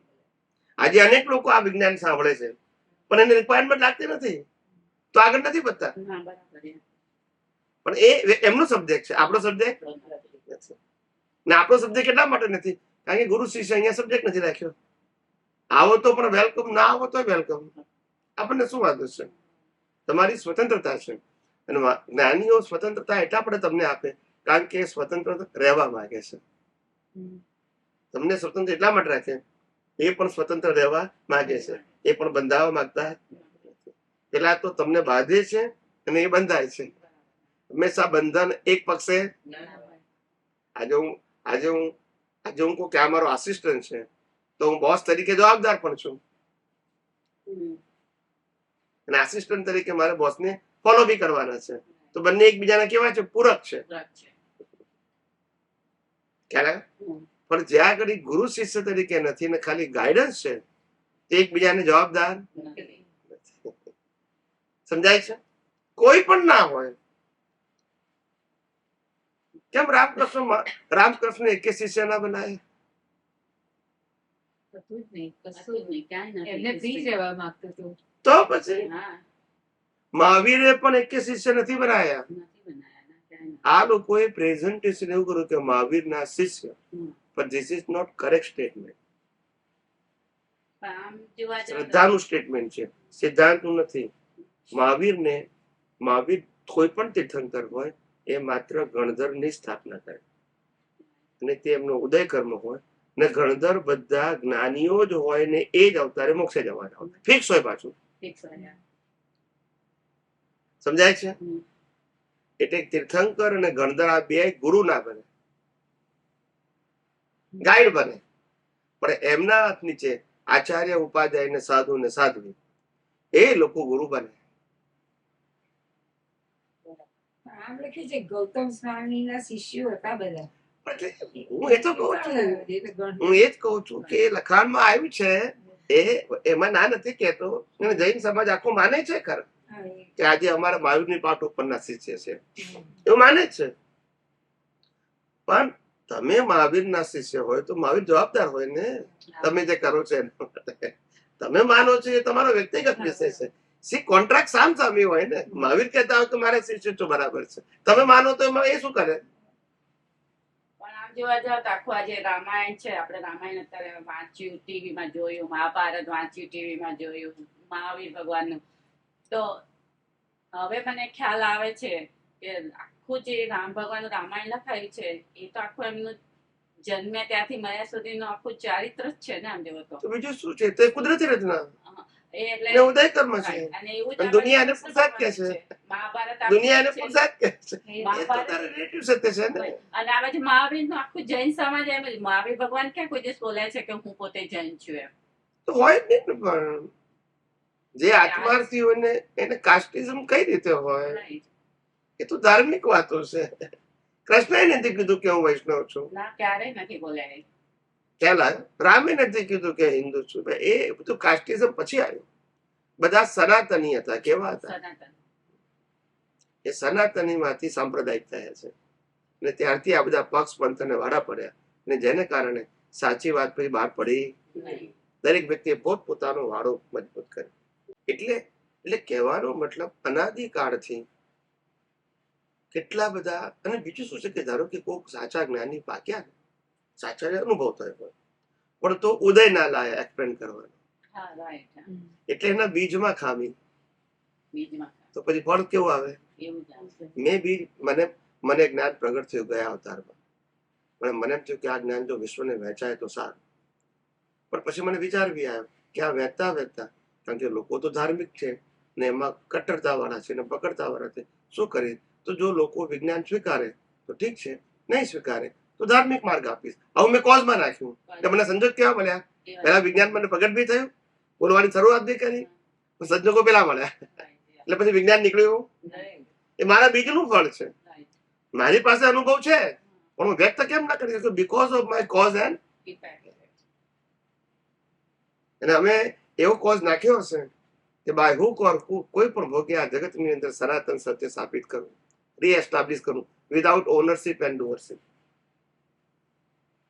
એમ દાદા ભગવાને કહ્યું જગતને પોસાય યા ના પોસાય, છતાં હું કઈ જ કરતો નથી એવો નિરંતર ખ્યાલ રહેવો એ કેવળ દર્શન છે. એમ આ વિજ્ઞાનમાં વિજ્ઞાન મારું નથી, ખ્યાલ આવી ગયો. અને વિજ્ઞાન જે નીકળી રહ્યું છે એનો હું માલિક નથી. અને વિજ્ઞાન દુનિયાની કોઈ પણ વ્યક્તિ સમજીને કહી શકશે એટલે હું મુક્ત થઈ ગયો. પણ જો હું એમ બોલું કે આધ્યાત્મ વિજ્ઞાન મારું છે, જેમ અક્રમ વિજ્ઞાન ગયા, તો પાછું સાંપ્રદાયિક થઈ જાય, તો પાછું સાંપ્રદાયિક થઈ જાય. પણ હજી તમારી પર ઘણી વાર અમુક સત્સંગોમાં આપણે જોઈએ તમારી સાથે વાતચીત થઈ છે કે સ્વામીજી તમે કેમ કોઈ એવી જગ્યા લો, રૂમ બંધાવો, એવું કઈક કરો. હું તો ના જ પાડું છું ને. તમે તો ના જ પાડો. એ તો લોકો તો ઓફર કરે ને. લોકો તો ઓફર કરે છે ને કે સ્વામીજી તમે આ કરો, સ્વામીજી આ કે કરો, સ્વામીજી આ કરો. બધા કે મારો વિષય નથી ને, પણ તમે તો ના જ પાડો છો. પછી કે મારો વિષય જ નથી. પછી તમને એમ ડિસ્કશન ક્યારે કરું કે મારો સબ્જેક્ટ તો હું આજની તો કાલે વિચારીશું, પણ હું કહું મારો વિષય જ નથી. સંસ્થા, મંદિર, શિષ્ય, વરઘોડા અમારો વિષય જ નથી. પછી ડિસ્કશન કરવાનો મતલબ શું? કોઈ મને ગમે તે ઓફર કરે. તો પછી આ તમારી હાજરીમાં જે આધ્યાત્મ વિજ્ઞાન છે આ વિજ્ઞાન અમે જે પાકે. પામે, પછી અમારે જે કરવું તમારે તૈયાર કરવાની લોકોને ઓકે. એમાં પછી શું વાંધો છે? આ તો વિજ્ઞાનની વાત છે ને. પણ આમાં કોઈ તમે ગુરુ પરંપરા, ધર્મ પરંપરા ક્યાં છાપીએ છે? ભાઈ હું સાયન્ટિસ્ટ છું અને તમે સાયન્ટિસ્ટ બનો. તમારે કહેવાનું કે હું સાયન્ટિસ્ટ છું આટલા લેવલે અને હું તમને સાયન્ટિસ્ટ બનાવું છું. મેં ગુરુ શિષ્ય ક્યાં આવ્યું? ના, આઈ ગાઈડ યુ. પણ તમને એવું- અને એમાં કોઈ ફોર્મેટ તો છે નહીં. તમે- ફોર્મેટ હોય તો ધર્મ હોય. એટલે લોકો જોવે તો માને. તમે તમે scientist નથી છો, માનતા. તો ના માને કોઈ. તો તમારું જુએ બાહ્ય ચરિત્ર જુએ સંજોગો કે સાહેબ. પણ ના, તમે બાહ્ય- નથી માનતા. ઘણી પણ તમારે ગયા પછી તમને એવું બાહ્ય- દર્શનમાં દેખાય કે બાહ્ય મારો ચારિત્ર- નાનો શિષ્ય કદાચ મારો બાહ્ય શિષ્ય ચારિત્ર હશે. હોય એ સારી વસ્તુ છે, પણ બાહ્ય ચારિત્ર હોવું જ જોઈએ એવું જરૂરી નથી. મતલબ પણ હા, daily જીવન જુએ ને એમ કે કેમનું પણ છે? તમારું જીવનમાં બાહ્ય ચારિત્ર સારું લાયા હોય તો ઓફકોર્સ લોકોને ગાઈડ કરવામાં હેલ્પફુલ થાવ. ખ્યાલ આવ્યો? અને બાહ્ય ચારિત્ર તમારું સારું ના હોય તો દુનિયાના લોકો તમને એક્સેપ્ટ નહીં કરે, ભલે તમારું જ્ઞાન ગમે એટલું ઊંચું. એ જ That's it. ને. પણ વ્યક્તિગત વિકાસને કોઈ વાંધો નથી. ના, જાતે થઈ શકે પણ બીજાને ના બનાવી ના. શકો. એ તો અમે કીધેલું કે when you realize hmm. and follow the spiritual side individually, you can do in any situation. But when you transfer the realization or experience to the other people, you require the character outside. Otherwise, people they cannot believe you. જ્યારે બહારની વાત આવે તો character જોઈએ, અંદરની વાતમાં જરૂર નથી, કારણ કે કેરેક્ટર તો આનો પ્રશ્ન છે. પણ દુનિયા તો પહેલા આને જોશે ને. હા, એ કોઈ accept કરે. હવે તમે એટલે- કોઈ માનીએ. એટલે આપણા માટે કીધું કે simple living and high thing. એનું લેવલ લિવિંગ સિમ્પલ છે તો એ થિંકિંગ હાઈ કરે. એનું લિવિંગ જ ભારે ખમ હોય કે મારે 50 મંદિર બાંધવા છે તો આખી નહીં 4 પેઢીઓ પતી જાય એમાં સાચી. મંદિરો બાંધવામાં. પછી આત્મા માટે ક્યારે વિચારે? ના કરે. આજે આ પ્રોજેક્ટ 25 કરોડ નો માણ પતે તો બીજા 25 કરોડ પ્રોજેક્ટ આવે તો પૈસા 2 કરવાના ને. હા, right. પછી તમે શું કરો? પડે ને. પણ તમારા દર્શનમાં એવો કોઈ દિવસ ઝલક આવી છે કે તમારા ગયા પછી તમારા અમે બધા જેવા આવા 1000-2000 માણસો જે તૈયાર થાય છે સાયન્ટિસ્ટ, એ કદાચ તમે મંદિર બાંધીને સાયન્ટિસ્ટ થાય. તો બાંધે તો હું શું કરવાનું? તો ગયા પછી હું શું કરવાનું? રામના મંદિરો રામકૃષ્ણ મહાવીરના બાંધે તો કોઈ શું કરે? એ તો રામકૃષ્ણ મહાવીરના મંદિર ગયા પછી બાંધે તો કોઈ શું કરે? એ તો કઈ પ્રશ્ન જ નથી ને. એ તો લોકોની વાત છે. એ તો લોકો- એટલું જ કે હવે પેલું આ રેકોર્ડિંગ છે એટલે તમારા તરફથી તો છે જ કે ભાઈ નથી આ આપણો મુક્તિના માર્ગનો વિષય નથી. 100%. 100%. અમે બધી બાબતમાં કીધું, મંદિરની બાબતમાં કીધું. દાદા ભગવાને પણ કહેલું છે કે અમે મંદિર અને સંસ્થા ના બાંધીએ કે છે. એ અમને કહેલું છે, અનેક વખત કહેલું છે. પણ કે છે અમને કુદરત સંકેત આવ્યો સિમંદર સ્વામીનો, એટલે એક મંદિર બાંધીશું. મંદિર એટલે ડેરું કહેતા હતા, ડેરું એમની ભાષામાં. પણ એમના અને પાછું એમને કહ્યું પણ ખરું, અનેક વખત કહ્યું, રેકોર્ડિંગમાં છે કે આ મંદિર બાંધ્યા પછી વહીવટ વાણિયાઓને સોંપી દેજો. આપણે વહીવટમાં પડવાનું નથી. આ વહીવટ એ કસાયોના કારખાના છે. આપણે તો મોક્ષે જવાનું છે. આ એક્ઝામ્પલ રૂપે દુનિયાને આપી દીધું મંદિર, બરાબર છે. દુનિયાના લોકોને જે બનાવે એ બનાવે, એ આપણો વિષય ના બનાવશો. પણ લોકોએ વિષય બનાવી દીધો. આનો પ્રશ્ન છે. હવે સમજાય? એટલે પ્રશ્ન મંદિર ખોટા છે, સંસ્થા ખોટી છે, કે ધાર્મિક વાતો ખોટી છે, એવો પ્રશ્ન નથી. પ્રશ્ન એ છે કે તમારે સારો સંસાર જોઈએ છે તો આ બધું જરૂરી છે. તમારે મોક્ષ જોઈએ છે તો આ જરૂરી નથી. બધી ગઈ વાત. ખોટાનો ક્યાં પ્રશ્ન આવ્યો? દરેક લેવલ માટે That's it. તમારે ક્યાં જાવ છે તમારે?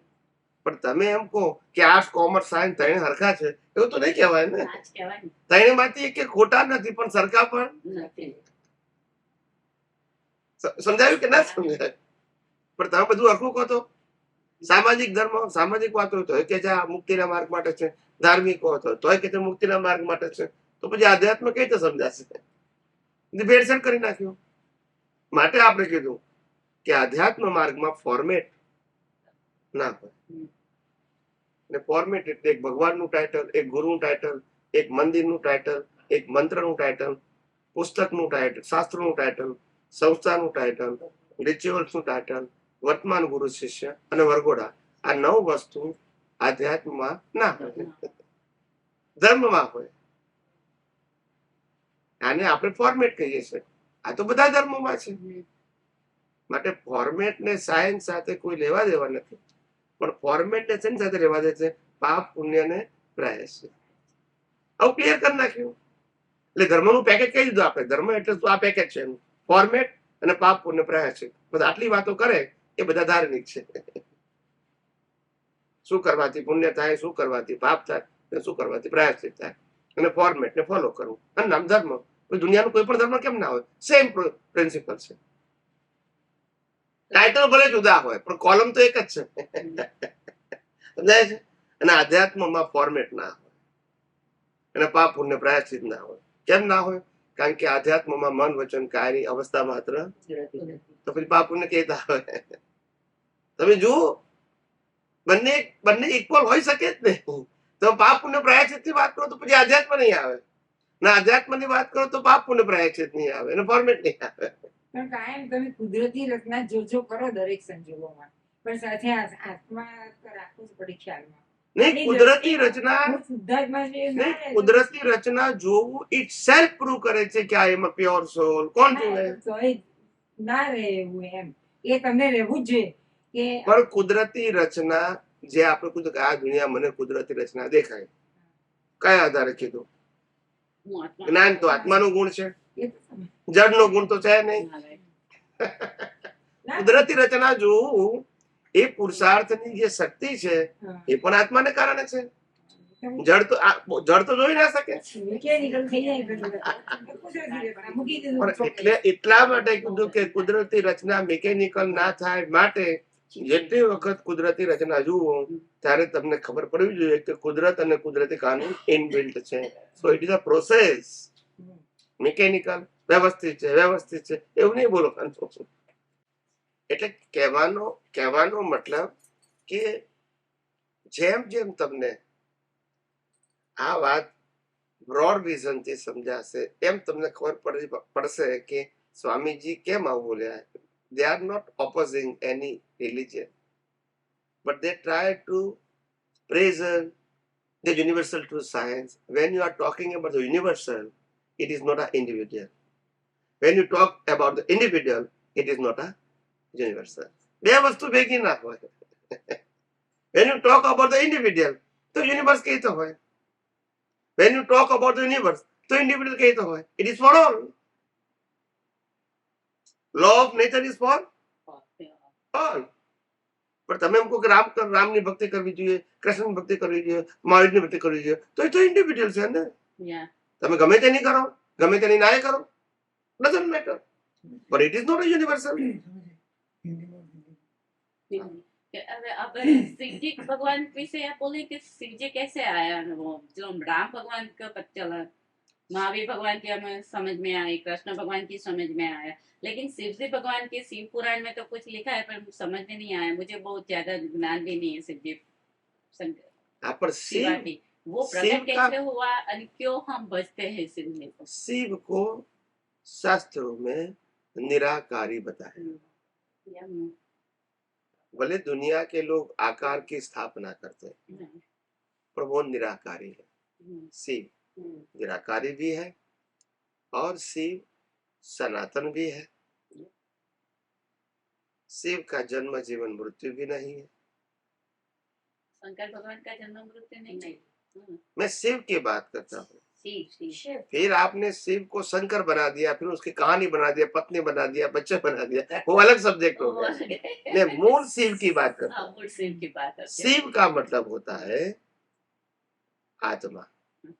शिव का मतलब होता है चेतन. शिव का मतलब होता है निराकारी. शिव का मतलब होता है अविनाशी. शिव का मतलब होता है शाश्वत, सनातन. ये शिव की बात है. और इसीलिए हमने कहा जहां जीव है वहां शिव है. तो जीव है, ये जीव है, इसका जन्म जीवन मृत्यु है. और यहाँ शिव है. शिव है, वहां तक जन्म जीवन मृत्यु है. शिव निकल गया तो जीव की कोई वैल्यू नहीं. तो इसीलिए आत्मा ही शिव है. मगर लोगों ने उसको एक व्यक्ति के रूप में और व्यक्ति के जीवन के रूप में प्रस्थापित कर दिया. और इसीलिए लोग शिव, सच्चे शिव को समझ नहीं पाए. सेम अन्य धर्म में भी यही हुआ है. कहने का मतलब यह है कि शिव शब्द को हम समझ नहीं पाए धर्म के माध्यम से. शिव का मतलब होता है शाश्वत. शिव का मतलब होता है सनातन. शिव का मतलब होता है निराकारी. शिव का मतलब होता है जिसका जन्म जीवन मृत्यु नहीं होता है. आप समझे? और शिव, वैसे शिव शब्द जो है और आत्मा शब्द है वो एक ही है. प्रेजेंटेशन डिफरेंस है. आप समझे? दोनों का मीनिंग एक ही है. जिसका नाम नहीं है, जिसका रूप नहीं है, जिसका जन्म मरण नहीं है और जो परमानेंट है वो शिव है. वही तो आत्मा है. आत्मा का भी नाम नहीं है, रूप नहीं है, जन्म मरण नहीं है और परमानेंट है. तो आत्मा और शिव अलग नहीं है. मगर क्या है कि धार्मिक लोगों ने एक सेलिब्रेशन के रूप में एक कहानी बना दिया. अच्छा इंटेंशन से, ऐसा नहीं कि बैड इंटेंशन से. और फिर लोग मानने लगे और चलता रहा. तो एक्चुअली तो हर धर्म के अंदर जैसे रामकृष्ण महावीर भी है, उनका जीवन जो था वो जीवन वो बाल धर्म के लिए था. किसके लिए था? एक महान व्यक्ति का जीवन. वो ज्ञान धर्म के लिए नहीं था. मगर आज क्या हो गया, हम साधु होके, संत होके, सन्यासी होके भी उसकी ही कथा करेंगे तो वो ज्ञान धर्म हो गया. तो मूल ज्ञान धर्म खत्म हो गया. अभी कहानी को ही अच्छी तरह पेश करो, उनके जीवन की हर बातों को अच्छी तरह पेश करो, तो लोग उससे फिर आगे सोचेंगे भी नहीं. तो ये सभी धर्मों में हो गया. हालांकि बाल धर्म के हिसाब से करेक्ट है, मगर आगे बढ़ने के लिए करेक्ट नहीं है। आप इससे आगे नहीं बढ़ सकते, यही पाप पुण्य के चक्कर में घूम सकते हो। कोई भी धर्म की बात, तो धर्म गलत नहीं है, धर्म सही है, मगर अगर आपको मुक्ति प्राप्त करना है, सनातन सुख की अनुभूति करना है, आत्मा की अनुभूति करना है, तो फिर आपको सनातन धर्म, स्वधर्म, आत्मधर्म को समझना पड़ेगा, जो धार्मिक धर्म से और सामाजिक धर्म से बहुत ऊपर है।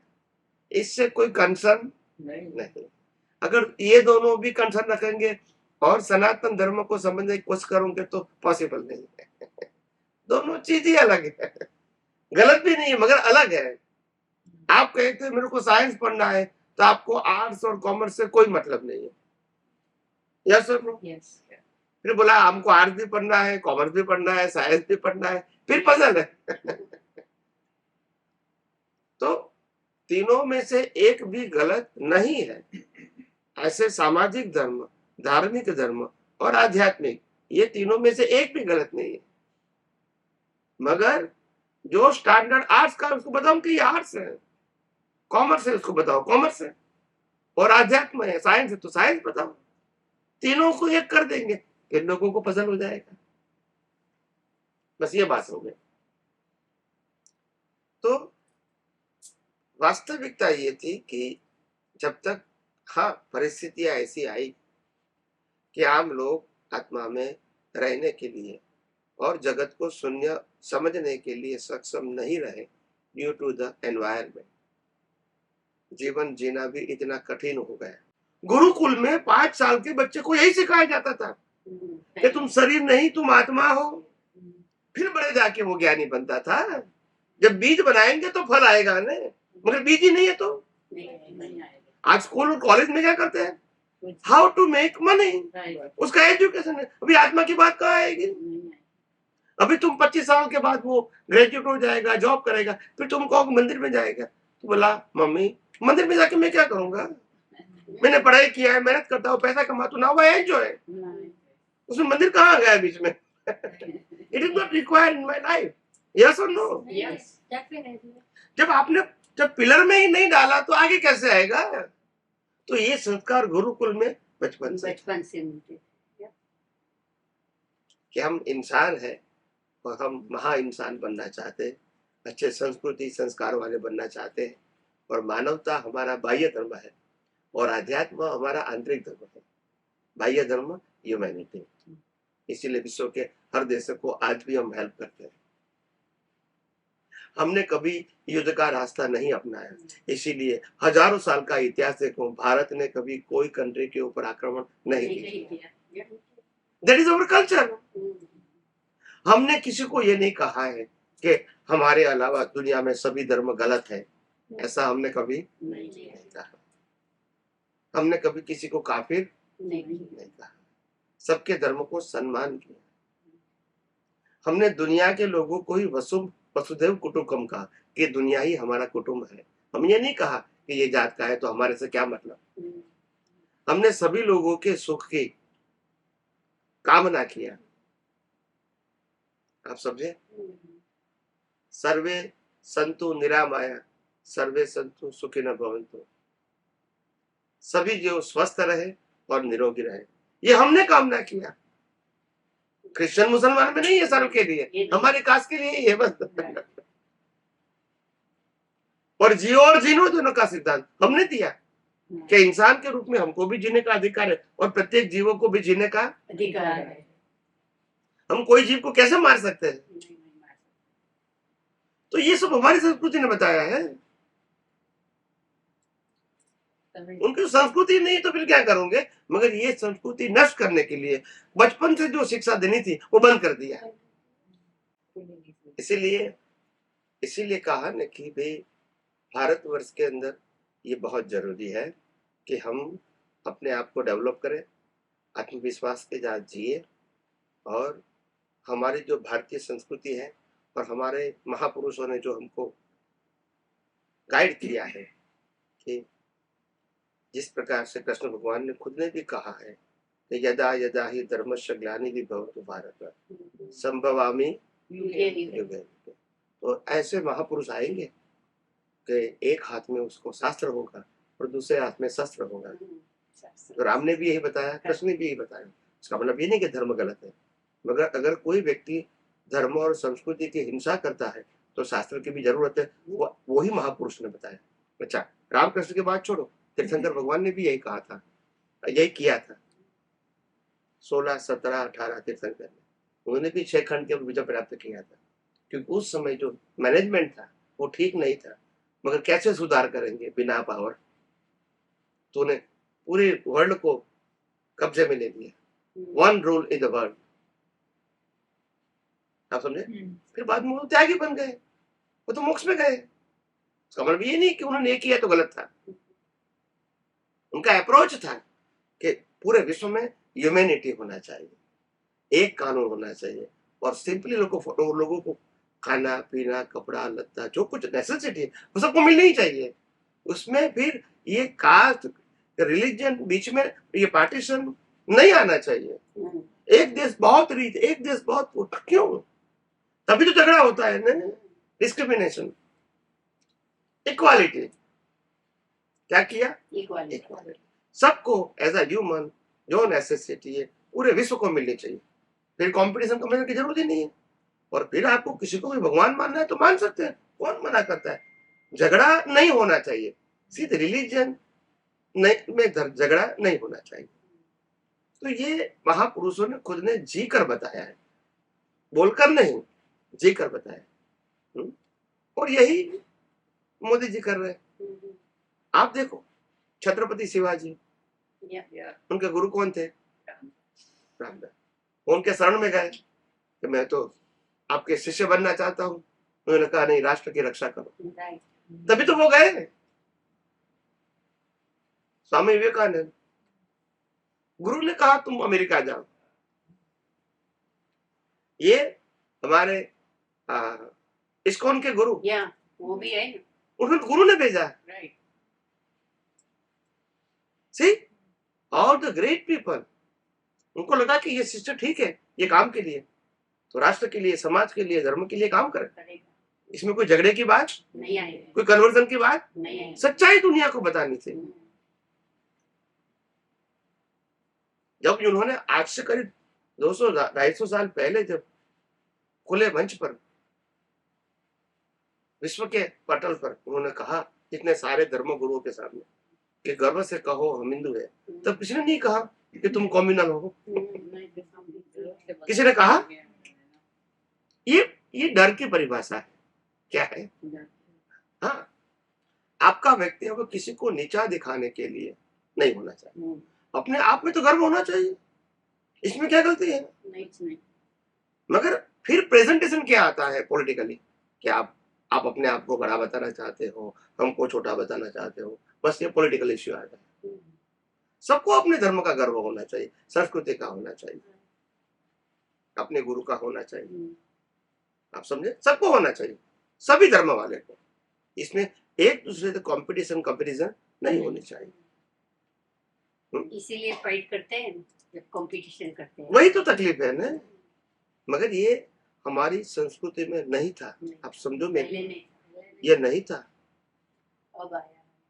तो कॉलेज एजुकेशन में कंपटीशन, आप समझो, जो संस्कृति के अंदर अतिथि देवो भव की बात होती है, एक इंसान को भी वो अतिथि के रूप में वेलकम करते थे, तो क्या कोई साधु संत सन्यासी को नहीं करेंगे? तो उसमें तो डिस्क्रिमिनेशन था ही नहीं। यस क्यों नो? ये हमारी संस्कृति में नहीं था।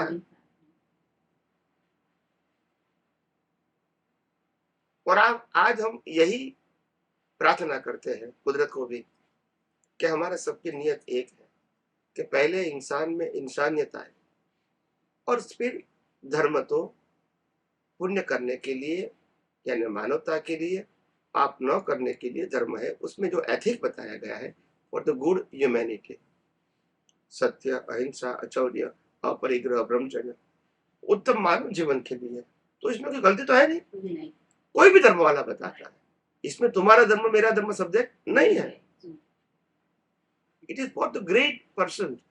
व्यक्ति महान कैसे बने उसकी बात है, इसमें किसी ने कहा का प्रश्न ही नहीं है ना।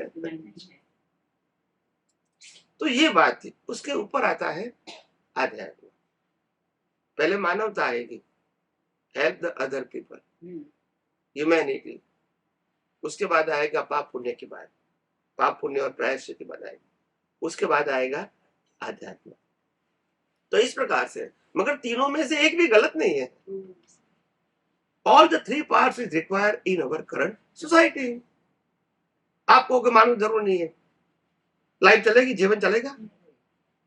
आप कहते हैं धर्म जरूर नहीं है, तो इतने सारे धर्म नहीं होंगे तो फिर हु कैन मैनेज? सही बात। कैसे मैनेज होगा? एक व्यक्ति तो वर्ल्ड को मैनेज नहीं कर सकती है ना, पॉसिबल भी नहीं है। मगर हजारों धर्म होंगे, हजारों धर्म होंगे, मगर उसके साथ कंपटीशन नहीं होती है और कहता है हमारा धर्म तो सनातन की ओर जाने के लिए है, तो देयर इज नो प्रॉब्लम। चाहे राम के माध्यम से जाओ, कृष्ण के माध्यम से जाओ, शिव के माध्यम से जाओ, स्वामीनारायण के माध्यम से जाओ, दादा भगवान के माध्यम से जाओ, श्रीमद राजचंद्र के माध्यम से जाओ, इस्कॉन के माध्यम से जाओ, कौन मना करता है? कोई नहीं।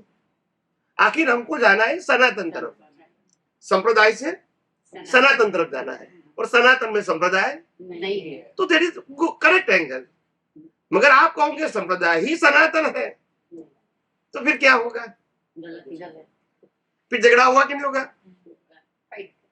कंपटीशन। वो 5 मंदिर बनाया तो मैं 15 बनाऊंगा, वो 15 बनाया तो मैं 25 बनाऊंगा। भाई कंपटीशन क्यों करते हो? आपकी जो रिक्वायरमेंट है आपकी सोसाइटी की वो करो, दूसरे के साथ कंपैरिजन क्यों करते हो?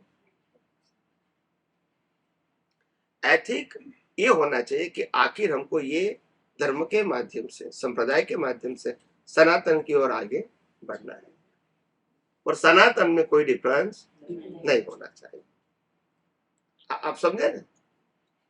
भले हम स्कूल में पढ़ते हैं, कॉलेज में पढ़ते हैं, मास्टर डिग्री पढ़ते हैं, मगर PhD means it's ultimate goal. Ultimate है हमारा पीएचडी पढ़ने का, and pass through the process with PhD. का मतलब क्या था आप समझो? डेफिनेशन ऑफ पीएचडी क्या थी? पीएचडी का मतलब होता है आपको कोई भी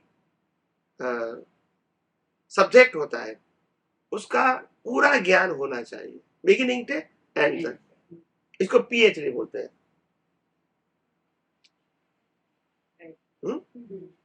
तो कोई धर्म में पीएचडी करे, कोई सब्जेक्ट में पीएचडी करे, कोई लैंग्वेज में पीएचडी करे, मगर पीएचडी का मतलब होता है वो सब्जेक्ट का कंप्लीट ज्ञान। उसमें फिर ऐसे भी लिखना पड़ता है कि मैं इस सब्जेक्ट को क्या समझता हूँ, और पूरा टॉप टू बॉटम जब लिखते हैं और वो आप उसको एग्जामिन करते हैं एग्जामिनर, तो आपको पास या फेल करते हैं। तो ये कॉपी का सब्जेक्ट नहीं है। आपके विजन में ये जो सब्जेक्ट है वो आपने टॉप टू बॉटम कैसे एक्सप्लेन किया, दैट इज इंपॉर्टेंट थिंग। यानी आप पूरे पाथ को जानते हैं ऑन दैट सब्जेक्ट, इसको पीएचडी बोलते हैं। आप समझे? तो ये आध्यात्म में पीएचडी का मतलब पूरे साइंस को जान लो, वो पीएचडी होते हैं। मगर साइंस के अंदर धर्म और सामाजिक लाइफ माइनस नहीं है। क्या नहीं है? आपके पास सामाजिक जीवन जिसको ह्यूमैनिटी बोलते हैं, धार्मिक जीवन जिसको फॉर्मेट और पाप पुण्य प्रायश्चित बोलते हैं, ये सब्जेक्ट भी आपके विजन में होना चाहिए। Not to say it is wrong, but not to say it is PhD. और रॉन्ग भी नहीं कह सकते। तो जैसे जैसे व्यक्ति होती है तो आप उस व्यक्ति को जहां है वहां से आप आगे ले जा सकते हो।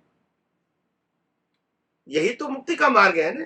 देखो, मुक्ति का मार्ग मतलब ये जो डेफिनेशन बताया गया है कि मुक्ति का मार्ग का मतलब सब जब ये लोग मोक्ष में जाएंगे, ये कभी न पॉसिबल था, न है, और न कभी पॉसिबल होगा, और इसीलिए ये डेफिनेशन करेक्ट नहीं है। मगर मुक्ति का मार्ग का मतलब वो जहां है वहां से अपग्रेड होना। चौथे वाला 5वीं में जाए, 5वीं वाला 6ठी में जाए, 6ठी वाला 7वीं में जाए, स्कूल वाला कॉलेज में जाए, कॉलेज वाला मास्टर डिग्री में जाए, मास्टर डिग्री वाला पीएचडी में। There is a path of moksha. It's a process है, ये कोई चमत्कार थोड़ी है, ये कोई चमत्कार थोड़ी है। हम कहेंगे बाल मंदिर के बच्चे को हम डॉक्टर बना देंगे, ऐसा हो जाएगा? नहीं।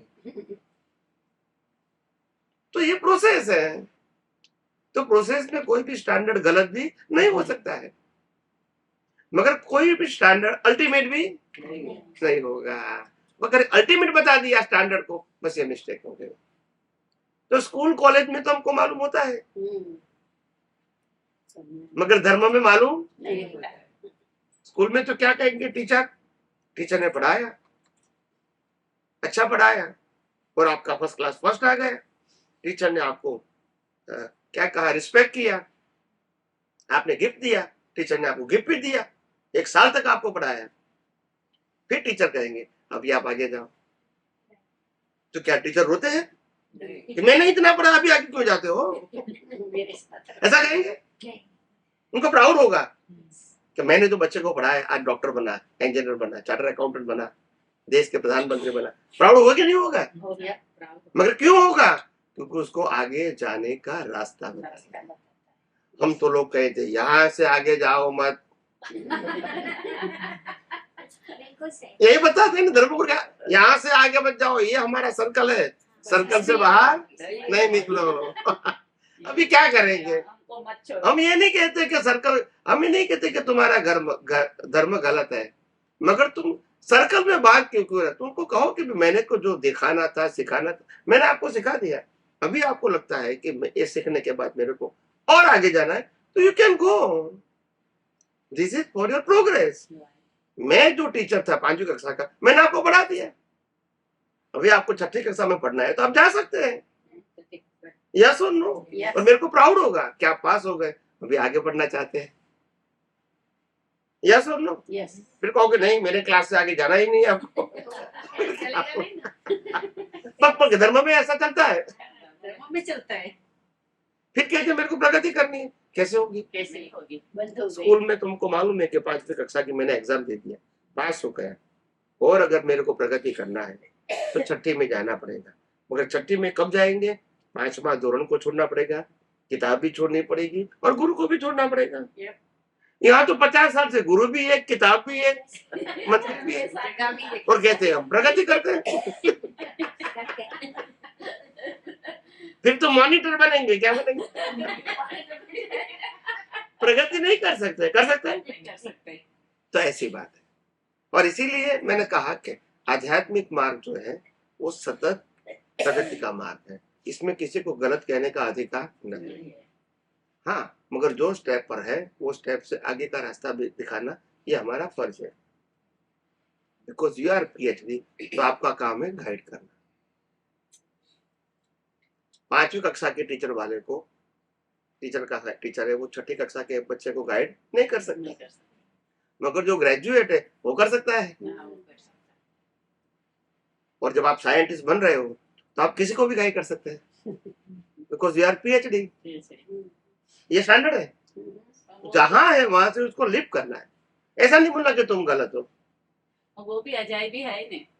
कभी कभी बच्चे 5th ग्रेड में, 6th ग्रेड में फेल होता है तो माँ बाप डांटते हैं, पनिशमेंट करते हैं, सब कुछ करते हैं। लेकिन आध्यात्मिक में वही वन गुरु में पकड़ जाता है, कोई डांटते भी नहीं, कोई पकड़ते भी नहीं, कि वो भी अच्छा है। हमारी कुल देवी का दर्शन करके हमारा गुरु है, हमारे गुरु के साथ है, आप रहो, मत करो ऐसा, मत करो, मत करो। वो के ये भी कैसी माँ बाप का एजुकेशन भी मिलता है। तभी आप आज बांध के रखते हो बच्चे को, तभी तो बच्चे को पसंद नहीं आता है। बच्चे को कहा कि अगर तुमको, मैंने इसीलिए वहाँ जो सत्संग था हैरिसबर्ग, उसमें मैंने एक भाई ने प्रश्न किया था कि आप जो बात करते हो बराबर है, मगर आपकी बात बच्चे कैसे समझेंगे, आज के युवा कैसे समझेंगे? तब मैंने कहा आपने इसका जो प्रेजेंटेशन करना चाहिए एज अ पेरेंट्स, वो ठीक नहीं किया। They are not wrong, but you are not guide properly. आपने ऐसा कहा कि मंदिर में जाओ, गुरु को वंदन करो, या तो पूजा पाठ करो, या तो प्रवचन सुनने के लिए जाओ। तो वो कहते हैं बट वाई, तो ये नो आंसर। सच्ची बात है। स्कूल में जाओ, कॉलेज में जाओ, मैं पढ़ाई करूंगा, डिग्री मिलेगी, मेरे को जॉब मिलेगी, वो किया। पैसा लाऊंगा तो मेरा परिवार चलेगा, घर चलेगा। एम आई राइट और wrong? Right. And I live good life. तो यहाँ तो एथिक क्लियर हो गया, यहाँ नहीं है नहीं है, जो आपको बताना चाहिए। चाहिए। मगर आप क्यों नहीं बता सके? क्योंकि आपके पास भी नहीं है। Right. तकलीफ ये हो गई। कारण के तो हमने ये कहा, हमने उसको उत्तर दिया हाँ, कि आपको बच्चे को कहना चाहिए, life is not only for to earn the money and to spend the money. This is not a only life. Life is a ethic to achieve something after finish the life. What we can achieve or gain. उसमें social life भी आएगी, सामाजिक जीवन जो एक दूसरे को साथ एडजस्ट होकर जीना है ये भी आएगा, तो वो भी आपको सीखना पड़ेगा। धार्मिक लाइफ यानी पाप पुण्य प्रायश्चित क्या है वो भी समझना पड़ेगा। आप समझे ना? और जीवन में कुछ अगर कठिनाइयां आती है तो यही धार्मिक ज्ञान भी आपको हेल्प करेगा। और आध्यात्म भी जरूरी है। अगर कोई व्यक्ति को कोई प्रश्न का परमानेंट सॉल्यूशन पाना है तो आध्यात्म का ज्ञान भी जरूरी है। और जीवन जीने के लिए, पैसे के लिए ये स्कूल कॉलेज का ज्ञान भी जरूरत है। तो यहाँ कुछ ना कुछ सीखने के लिए, जैसे स्कूल कॉलेज में जाते हैं ऐसे यहाँ सीखने के लिए जाओ। सरेंडर होने की जरूरत नहीं। स्कूल में भी सरेंडर नहीं होते, पढ़ाई करते हैं, पास होते हैं, आगे जाते हैं, जाते हैं। ग्रेजुएट तो बाहर निकल गए। हमने किसको सरेंडर किया? किसी को नहीं किया। यहाँ भी धर्म में ऐसा होना चाहिए, क्या गुरु के पास जाओ, सीखो, समझो, फिर आगे बढ़ो। फिर और आपको लगता है कि ये गुरु के पास सीखना है तो वहां जाओ। अब सीखने के लिए जाओ, सरेंडर होने के लिए मत जाओ। और आज के गुरु क्या करते हैं? सरेंडर करते हैं। सरेंडर हो जाता है। अभी आप यहाँ से बाहर मर जाओ, वो सर्कल बना दिया है, सर्कल बना दिया, फिर प्रगति क्या हो गई? रुक गए। फिर बाहर की दुनिया का ज्ञान ही नहीं है उसको। फिर बच्चे को आप कहोगे आप भी सर्कल में आओ तो वो तो नहीं आएंगे ना। नहीं, वो तो नहीं आएंगे। तो ये उसको तो आगे बढ़ना है। ये तो प्रोसेस है, वो ठीक नहीं है। तो प्रोसेस को करेक्ट करना है। और बच्चे को ये बताओ कि सीखने के लिए, जैसे स्कूल कॉलेज में भी आप सरेंडर नहीं होते, सीखने के लिए जाते हो, ऐसे यहाँ भी धर्म के मार्ग में, सामाजिक जीवन में, परिवार में भी कुछ सीखने के लिए जाओ कि बड़ों के पास ज्ञान मिलता है, बड़ों के साथ जीवन जीने की कला मिलती है, पति पत्नी बच्चे के साथ कैसा जीवन जीना चाहिए उनके पास अनुभव है, ये उसको सीखने के लिए जाओ। आप इसको सरेंडर हो गए, वो सब्जेक्ट नहीं है। पर अभी तो एजुकेशन भी इतना बड़ा हो गया है कि माँ बाप कैसे बच्चे को ऐसे दिशा में ले जाए। अभी मेरी सहेली है, वो उसका बच्चा 6 इयर्स हो गए। वो बोलते हैं कि मेरे बच्चे को कहती को पागे लगो, दादा दादी को सुबह उठ के ऐसा करो, ऐसा करो, ऐसा करो। वो बोलते हैं, पर वो बच्चे सुनते ही नहीं। वो कहे मम्मी यार आपने किया था कभी? क्या मैंने किया था? तो कहे नहीं मम्मी मैंने नहीं देखा। आपने कब किया? मैंने नहीं देखा। वो कल ही मेरे साथ चाट कर तो घर में माँ बाप का बुरा रखो, भले गुजर गए तो क्या लाखों, फिर तो देखेगा ना। हाँ वो देखेगा। तो इसमें क्या तकलीफ है? अगर संस्कार देना ही है तो तकलीफ क्या है? मैं भगवान को मानता हूँ तो भगवान का पूरा वंदन करो। अभी आपने देखा तो आप करो, बस अब करो, अब मैं भी करो, चलो मैं भी शुरुआत करूँ, आप भी आप शुरुआत भी करिए। नहीं, कहने का मतलब क्या था, ऐसा नहीं कि कोई क्रिया को मैकेनिकल बनाओ, नहीं। मैं ऐसा नहीं कहना चाहता हूँ। पर मैकेनिकल आज के बच्चे करेंगे भी नहीं। मगर मेरा कहने का मतलब है, आप देखो कि जीवन में पैसा सब कुछ नहीं है, परिवार भी है, धर्म भी है और अध्यात्म भी है। मगर ये क्यों जरूरी है? Depend on situation. तो आपके पास हर प्रकार का ज्ञान होना चाहिए। कोई भी उपयोग करो, एजुकेशन का भी उपयोग करो, सोशल लाइफ में कैसे जीना उसका ज्ञान भी उपयोग करो, धर्म में पाप पुण्य को पुण्य कैसे बनाए, पाप नहीं करे, या पाप हो जाए तो प्रायश्चित करे, ये भी सीखो। और अध्यात्म में भी सीखो, जन्म मरण से मुक्ति कैसे पाना है। जो भी ज्ञान एक बार पा लो, फिर जो भी उपयोग करना है वो करो। इसको मैच्योर बनाओ, क्या बनाओ? परिपक्व बनाओ। मेरा कहने का मतलब है इसको रिजिड मत बनाओ और उसको सर्कल में बांध मत लो, इसको खुला रखो। तो ये मेरा कहने का मतलब है। मगर क्या होता है, हम बांध देते हैं और बच्चे को बिल्कुल पसंद नहीं है। आप कहो कि यही गुरु के पास जाओ, यही भगवान, इसको ही भगवान मानो, यही मंदिर में जाओ, यही मंत्र बोलो, उसको नहीं पसंद है। आप ऐसा क्यों करते हो? आप ऐसा कहो कि ये मंदिर में जाओ, भगवान के पास जाओ, गुरु के पास जाओ, जो कुछ शिक्षा मिले आप आपके जीवन में उसको समझने की कोशिश करो। फिर कोई और गुरु आए तो बोला वहां भी जाओ, वहां से भी सीखने की कोशिश करो। तो आप ओपन माइंड में रहोगे तो बच्चे भी वो सीखेंगे। आप रिजर्व बनाओगे तो बच्चा रिजर्व नहीं होंगे, उनको नहीं पसंद है। और इसीलिए कहते हैं कि आप सब लोग इतना मेहनत किया, कष्ट सहन किया, हमको पाल पोस के बड़ा किया है, वो हम मानते हैं, आप समझे। मगर धर्म के बारे में जिस प्रकार से आपकी एटीट्यूड है वो हमको नहीं पसंद। You are wrong, you are right, वो हम आपको नहीं बताना चाहते, मगर हमको लगता है कि हमारे लिए ठीक नहीं, तो वी आर नॉट फॉलोइंग। आप इतने सालों से कर रहे हैं, भले करो, हम इसमें डकोडकल नहीं करेंगे, मगर आप हमको इम्पोज मत करो। क्योंकि जिस प्रकार से आप जीवन जी रहे हो, धर्म गुरु भगवान को या रिचुअल्स को कर रहे हो, हमको लगता है कि रिजिडिटी है, it is not your openness, तो हम इसको फॉलो नहीं करेंगे। आपको गलत भी नहीं कहेंगे, फॉलो भी नहीं करेंगे, आपको बताना पड़ेगा हम भी ओपन है, तभी वो समझने की, फॉलो करने का प्रयास करें। आप इसको बांध दोगे तो फिर वो नहीं करेंगे। आप समझे। स्कूल कॉलेज की तरह यहां भी ओपन रखो, इसको रिजर्व मत रखो। बच्चे को नहीं पसंद है, आप समझे ना। बच्चा ऐसा नहीं है कुछ समझना नहीं चाहता है, सीखना नहीं चाहता है, मगर आप जिस प्रकार से कोई संप्रदाय में आप जाते हैं, एग्जाम्पल देता हूँ, I am not talking about any individual, मैं जनरल बात करता हूँ। कोई धर्म में जाते हैं, आप भगवान को ही मानते हैं, गुरु को ही मानते हैं, उनकी संस्था को, शिष्य को, उनके रिचुअल्स को मानते हैं, किताब को भी मानते हैं, आप फॉलो भी करते हैं। फिर आप कहेंगे आपके बच्चे ने कि चलो भी हमको तो, हम वहां गुरु को मिलने के लिए गए, मगर ये गुरु तो ऐसा था, फिर ऐसा था, तो हम अभी नहीं मानते हैं। फिर आप कहोगे कि हम तो गुरु के पास गए, मगर उनके शिष्य झगड़ते थे, तो इसलिए ऐसा प्रॉब्लम हुआ, तो हम ये शिष्य को नहीं मानते हैं। फिर आप कहोगे कि रिचुअल्स है, ये हम करते हैं, मगर रिचुअल्स में झगड़ा हुआ, एक कहता है कि ये करो, एक कहता है ये करो, तो हमको पसंद नहीं आया। तो ये बात बच्चे को कहेंगे, बच्चे क्या करेंगे? You are confuse, why you put up in our self as in confusion. आप हमको कंफ्यूज बनाते हो, आप खुद ही क्लियर नहीं हो, नहीं समझ में आया,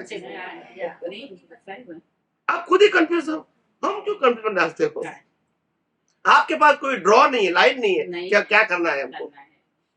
इसीलिए मैंने कहा बच्चों को कहो, कहीं से भी जो ज्ञान मिलता है, सामाजिक, धार्मिक, आध्यात्मिक या कॉमर्शियल ज्ञान, आप लो, मगर हम ये कहते हैं कि आप मैच्योर बनो। आपको कौन सा ज्ञान कब उपयोग करना है हम आपके ऊपर छोड़ देते हैं, मगर ज्ञान तो प्राप्त करो कहीं से भी। अब कहीं से ही पसंद आए वो ज्ञान प्राप्त करो। कोई कहता है मेरे को योग करना है, ये गुरु वहां सिखाते, तो वहां सीखो। आप ही नहीं कहो कि ये गुरु ही सिखाते और किसके पास में, ऐसा क्यों आप बोलते हो? नहीं भाई, योग का ज्ञान सीख लो, ध्यान का ज्ञान सीख लो, मेडिसिन सीख लो, योगासन सीख लो, या कुछ भी सीख लो, कहीं से भी सीखो, ऐसा बोलो ना। आप इसको पर्टिकुलर बोलते हैं, दे डोंट लाइक इट। दुनिया के कोई भी टीचर मैथ सिखा सकता है, यस और नो? दुनिया का कोई भी मैथ का टीचर आपको मैथ सिखा सकता है, हिस्ट्री का टीचर आपको हिस्ट्री सिखा सकता है। आप क्यों कहते हैं कि हिस्ट्री का ज्ञान उसी के पास से लो? Why you tell like that way? नहीं समझ में आया। इतिहास वही पढ़ाएंगे और कोई नहीं, ऐसा क्यों बोलते हो?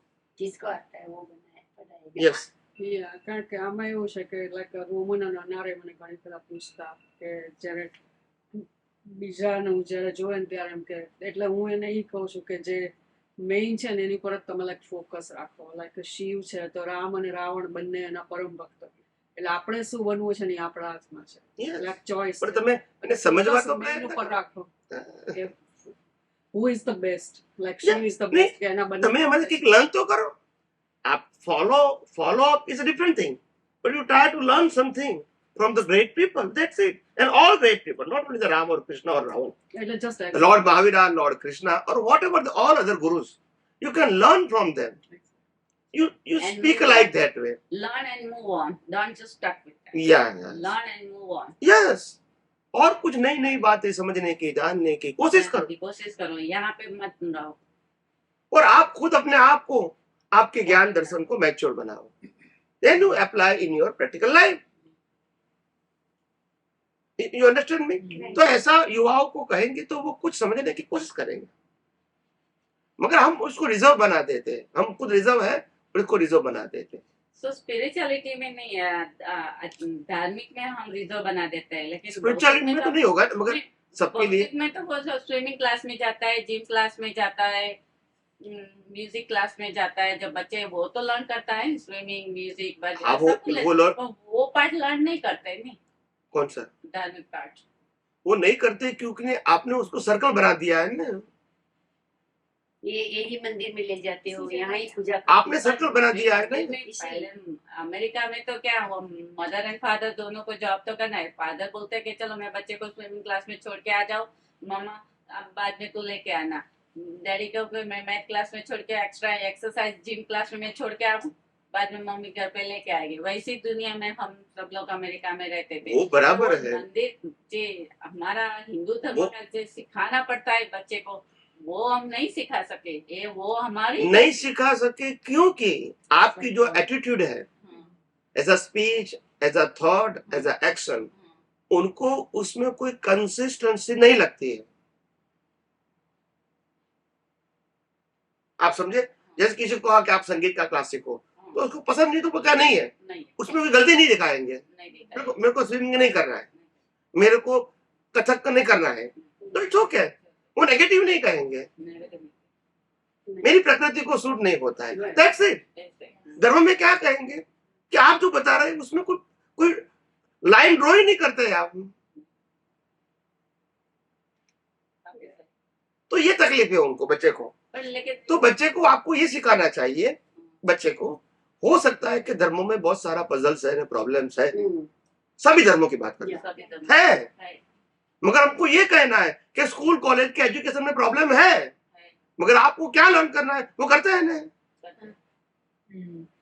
आप स्कूल कॉलेज में जाओगे तो सभी बच्चे अच्छा व्यवहार करता है जरूरी नहीं है, ड्रग्स वाले भी है, बियर वाले भी है, सिगरेट वाले भी है, मीट खाने वाले भी है, मारामारी करने वाले भी है, गलत काम करने वाले भी है, फिर भी आप स्कूल जाते हैं, स्कूल में वो लर्न करते हैं ना, वो आपकी वहां है परिस्थिति, फिर भी आप लर्न कर सकते हैं ना इसको बाईपास करके, क्योंकि आपको क्या प्राप्त करना है वो आपका इंडिविजुअल सब्जेक्ट है। ऐसे धर्म में ऐसा प्रॉब्लम है, पर लर्न क्या करना है वो आपका इंडिविजुअल सब्जेक्ट है।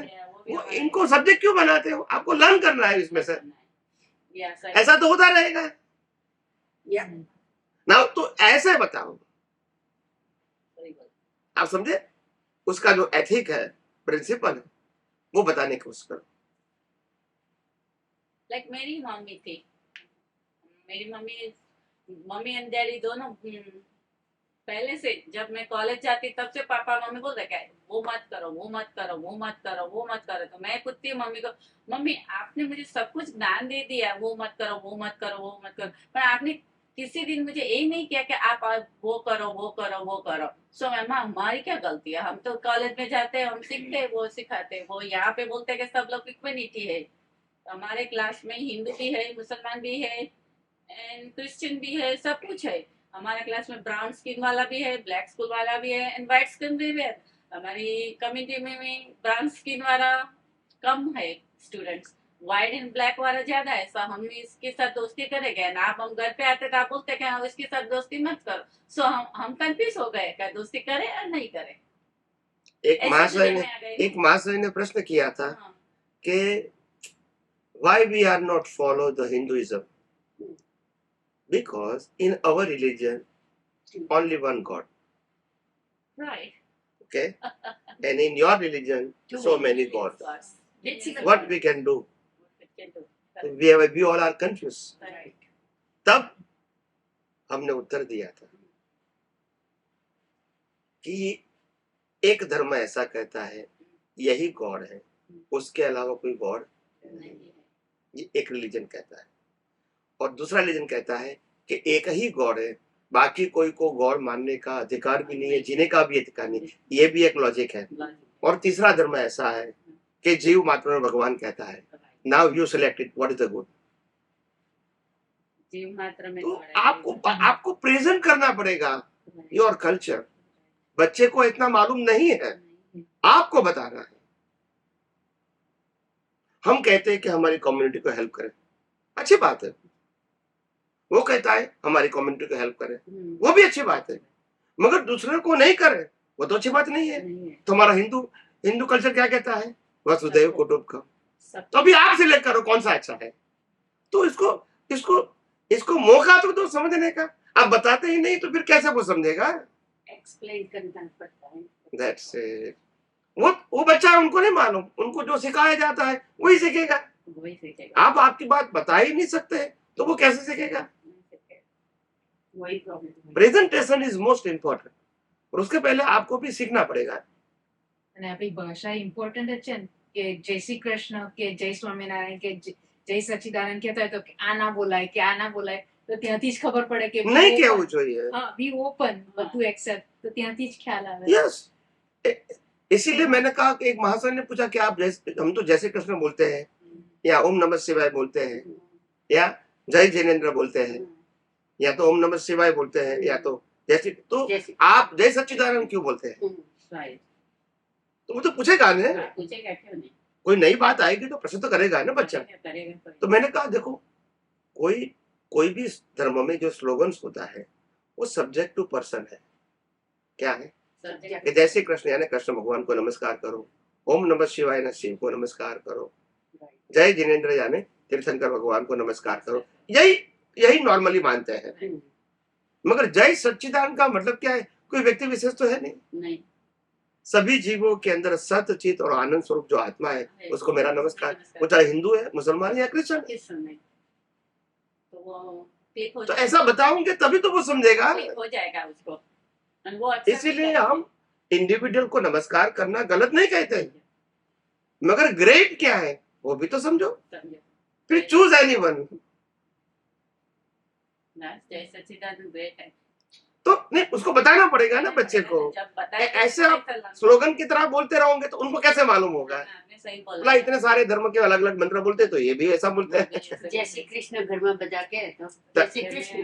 That's it. That's where तो हम जय श्री कृष्ण का विरोध नहीं करते हैं।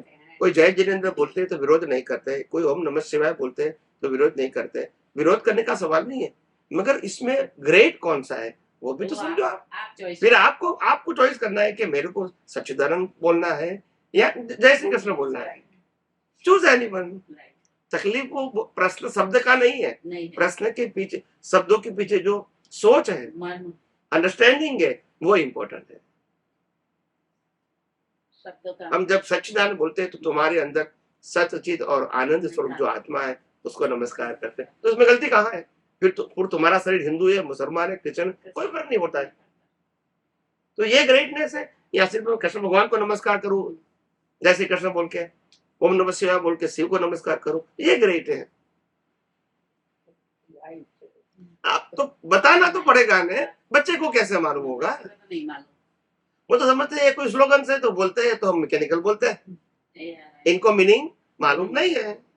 तो हमारी फर्ज होती है पहले हम जाने और इसको बताने की, समझाने की कोशिश करें। तभी तो देखो महात्मा गांधी इतने बड़े व्यक्ति जो लॉयर थे, इज एजुकेटेड पर्सन, और वहां अफ्रीका में गए और अफ्रीका में जाकर उसको लगा कि भाई ये तो क्रिश्चियन धर्म तो ग्रेट है, तो मैं अपने हिंदू धर्म को छोड़कर क्रिश्चियन धर्म को क्यों नहीं अपनाऊं। देखो इतने सारे बुद्धिशाली व्यक्ति को भी कंपैरिजन मालूम नहीं हुआ कि what is the greatness of our Hindu religion, वो नहीं मालूम हुआ। तो उन्होंने खुद ने कहा कि मैं क्रिश्चियन क्यों नहीं बनूं, क्रिश्चियन में इतना इतना अच्छा पार्ट है। वो उन्होंने एक्सप्लेन किया श्रीमद राजचंद्र जी को, तब उन्होंने बताया कि what is the greatness of our Hindu religion. ये धर्म गलत नहीं है, मगर हमारा जो रिलीजन है उससे बहुत विशाल है, इसमें सब रिलीजन आ जाते हैं। तो आप विशाल को छोड़ के एक पार्टली रिलीजन को क्यों फॉलो करना चाहते हो। You are developed because born in Hindustan. आप डेवलप है, आप आत्मा को मानते हैं, कर्म के सिद्धांत को मानते हैं, पुनर्जन्म को मानते हैं, सनातन सुख को मानते हैं, मोक्ष को मानते हैं। ये आपकी मैच्योरिटी है। ये लोग नहीं मानते हैं, ये लोग तो जन्म मरण भी नहीं मानते हैं। आप समझे ना। तो आप इतने मैच्योर होके क्यों वहां जाना चाहते हो। ये गलत ऐसा नहीं बोलते हैं, मगर आप वो पास करके यहाँ आ गए, फिर आपको वहां एग्जाम देने की जरूरत नहीं है। तो दैट इज द, यही बताया श्रीमद राजचंद्र, फिर उन्होंने नहीं किया, मगर मैं समझाने की बात करता हूँ। तो ये बात है, ये धर्म को गलत कहना वो करेक्ट नहीं है। आप समझे ना। इसीलिए तो जनरल गैप हो गया है ना, जनरेशन गैप, यस। क्योंकि हमारे पास भी नॉलेज नहीं थी तो हम वही हमारे तो बच्चों को मैंने कैसे कहा, देंगे? दादा ये भगवान ने तो क्या नहीं कहा, है। दादा भगवान ने क्या कहा, अनसर्टिफाइड पेरेंट्स, हम्म, अनसर्टिफाइड किड्स नहीं कहा, बच्चे को अनसर्टिफाइड नहीं कहा, नहीं, पेरेंट्स को parents अनसर्टिफाइड। parents को uncertified अगर उनके किया अंदर पास नहीं है तो बच्चे को कहाँ से जाएगा? नहीं है। એટલે આપણા ગુજરાતી કે વચ્ચે કુવામાં હોય તો હવાડામાં આવે, आपको पता चला आपके पास है उसके कुआ में है तो हमारे में आएगा वो। कुआ, मतलब जब माँ बाप में है तभी तो बच्चे में संस्कार आएंगे ना। कुआ में है तो हवाड़ा, मतलब कुआ वेल होता है ना, उसमें पानी होगा तभी तो वो हवाड़ा में आएगा ना, आप उसमें भर सकते हैं। कुआ में नहीं है तो माँ बाप में दे तो छोटे बच्चों में कैसे आएगा? जब कुआ में पानी नहीं है तो आप जो हवाड़ा होता है वो कैसे भरोगे? कैसे आएगा पानी? उसमें ही नहीं है तो ऐसे बच्चे माँ बाप में नहीं है तो बच्चों में कहाँ से आएगा? इसीलिए बच्चे पूछते हैं, लेकिन तुम्हारे यहाँ इतने भगवान है, हम मानते ही किसको माने? तुम बोलो शिव को मानो, और बोलते हैं माता जी को मानो, और बोलते हैं कृष्ण को मानो। कौन साचा भगवान? हमारे पास कोई नॉलेज होना चाहिए कि ये क्यों है, ये क्यों है। इवन गणपति, उसको भी बोलते हैं उसकी लंबी नाक नहीं क्या है, ऐसे प्रश्न करते हैं बच्चे छोटे होते हैं जो जो। बताया कि मेरे बड़ा हमको nephew है, मालूम उसका है ये son। क्यों हुआ, पर वो लोग को एक्सेप्ट नहीं करेंगे वो बात। इसीलिए बोलने का है, the all the God's name is all are the different teachers. They teach you something as a teacher. like आप गुजराती पढ़ते हैं, हिंदी पढ़ते हैं, इंग्लिश पढ़ते हैं, संस्कृत पढ़ते हैं, हिस्ट्री पढ़ते हैं, ज्योग्राफी पढ़ते हैं, ये सब कुछ सब्जेक्ट पढ़ते हैं। So that is a different subject and different level of the knowledge. Knowledge. You can study and then you decide it okay, what you like it Like in it your or not. practical day-to-day life. पर इसीलिए parents के पास वो ज्ञान होना चाहिए ना, वही तो बात वो है। नहीं होता है तो बच्चे को कैसे एक्सप्लेन करेंगे हम कि ये क्यों शिव जी है, ये क्यों माता जी है, वो क्यों પેલા ભગવાન શું એ જ કહે છે કે ભગવાન એટલે શું? ये जी खबर नहीं छोकराओं बच्चों कहते हैं कि देखो, छोटा बच्चा होता है ना 5-7 साल या, का, देखो बच्चा स्वामी जी आए वंदन करो, तो बच्चा ऐसा करता है। वंदन क्या करना है, क्यों करना है, व्हाई? उसको मालूम नहीं दे है। डोंट नो, उनको नहीं करना है, ऐसा है ही। व्हाई यू फॉलो द करेंगे तो ट्रेडिशन? करेंगे, इज देयर एनी रीजन? मालूम नहीं तो है। बच्चे माँ बाप नहीं सिखाते कि देखो, बड़े जो वहाँ जो ज्ञानी होते हैं, धार्मिक व्यक्ति होते हैं, they are very pious and उनका ब्लेसिंग हमारे लिए अच्छा होता है, तो इसीलिए नमस्कार करना है। They give us the blessing. Correct. तो ये संस्कार जो हमारे थे पहले, वो नष्ट कर दिए। वो नष्ट हो गए। अब बड़े के पहले माँ को प्रणाम करते थे। माँ बाप को वंदन करने का मतलब क्या था, हाँ, वो खत्म कर दिया। बोलो तो रिचुअल्स नहीं थे। हर समय हर मोमेंट माँ बाप आशीर्वाद देते थे देते थे। कि आपका भला हो, आपका कल्याण हो, आपका मंगल हो, आप सफल हो, यही प्रार्थना करते थे। The blessing in the presence of soul.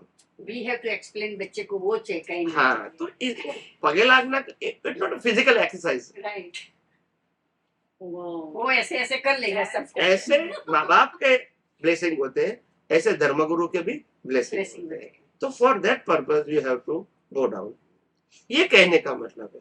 मगर हमको सिखाना पड़ता है। हम जैसे टीचर और प्रोफेसर का रिस्पेक्ट करते हैं, ऐसे उसका भी करना चाहिए और उसमें से भी कुछ सीखना चाहिए। सरेंडर होने की जरूरत नहीं है, मगर सीखने की जरूरत है। विद्या विनय से शोभित होता है। तो जिसके पास ज्ञान है उसका भी नहीं करना, ताकि हम उसके पास से कुछ प्राप्त कर सकते हैं। अब बड़ा हो के किसी के पास ज्ञान प्राप्त नहीं कर सकते। ज्ञान का प्रवाह ऐसा होता है, ऐसा नहीं होता है। पानी नीचे जाता है, ऊपर नहीं जाता हाँ। है।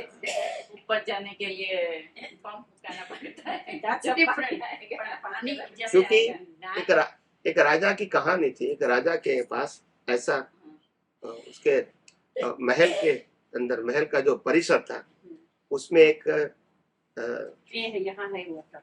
आम का पेड़ था। ये पानी यहाँ, वहाँ से मिला पानी, उधर पास में ले। तो एक आम का पेड़ था राजा के महल के परिसर में, और वो आम 12 मास देते थे, मगर वो लिमिटेड थे। राइट, तो फिर राजा के लिए या राजा के परिवार के लिए ही था। मगर एक व्यक्ति के पास विद्या था, तो वो बाहर से वो आम को बैंड करते थे और उसमें से आम ले लेते थे, फिर उसको सीधा कर दिया। उनके पास विद्या थे। तो धीरे धीरे दरबान को भी मालूम हुआ कि ये यहाँ से आम की वो सिक्योरिटी रखा था ना, राइट, हम कहाँ जाते हैं? ओनली फॉर उनके परिवार के लिए ही था राइट। और लिमिटेड था। तो फिर देखा तो राजा को बताया धीरे धीरे कि भी ऐसा है और ऐसा करता है। तो राजा बोला ऐसा भी होता है, ये तो ज्ञान मेरे पास नहीं है। नहीं। तो इसको बुलाया, एक बार पकड़ा इसको। तो राजा ने पूछा कि तुम ऐसा करते हो? तो बोला हाँ मैं करता हूँ, मेरे पास विद्या है। तो राजा ने कहा चलो भी, मैं वैसे तो मैं आपको पनिश करने वाला था, मगर आप मेरे को ज्ञान दे दो तो मैं आपको छोड़ दूंगा। तो फिर उन्होंने कहा देखो ज्ञान देना है तो राजा आपको नीचे बैठना पड़ेगा, मैं ऊपर बैठूंगा। तो बोला ऐसा कैसे होता है? ज्ञान ऐसे जाता है, ऐसा नहीं जाएगा। तो राजा ने बोला चलो अभी मेरे को विद्या ज्ञान प्राप्त करना है तो मैं नीचे बैठ जाओ, ऊपर बैठ जाओ। तो उसको ऊपर बिठा दिया और राजा नीचे बैठे, इसको ज्ञान दिया। तो राजा को ज्ञान धीरे धीरे प्राप्त हो गया। तो फिर कहे राजा आपको मालूम है ना, वैल्यू संपत्ति की नहीं है, सत्ता की नहीं है, ज्ञान की है, तभी मैं ऊपर हूँ। नहीं समझ में आया? अगर मेरे पास संपत्ति होगा, सत्ता होगी तो मैं नीचे होता है, मगर ज्ञान है तो यानी दुनिया में वैल्यू किसकी है? ज्ञान की है। आप राजा हो तो भी नीचे तो ये प्रूव कर दिया, ये प्रूव कर दिया कि वैल्यू किसकी है। ज्ञान की है। तो कहने का मतलब ये बहुत सारी बातें ऐसी हम जो युवाओं को, बच्चे को सिखा सकते हैं। ऐसा नहीं कि नहीं सिखा सकते, मगर उसके पहले हमको भी सीखना चाहिए। और मैं नहीं मानता हूं कि आज के जो बच्चे हैं वो इतने रिजिड है या वो समझना नहीं चाहते हैं, ऐसा नहीं है।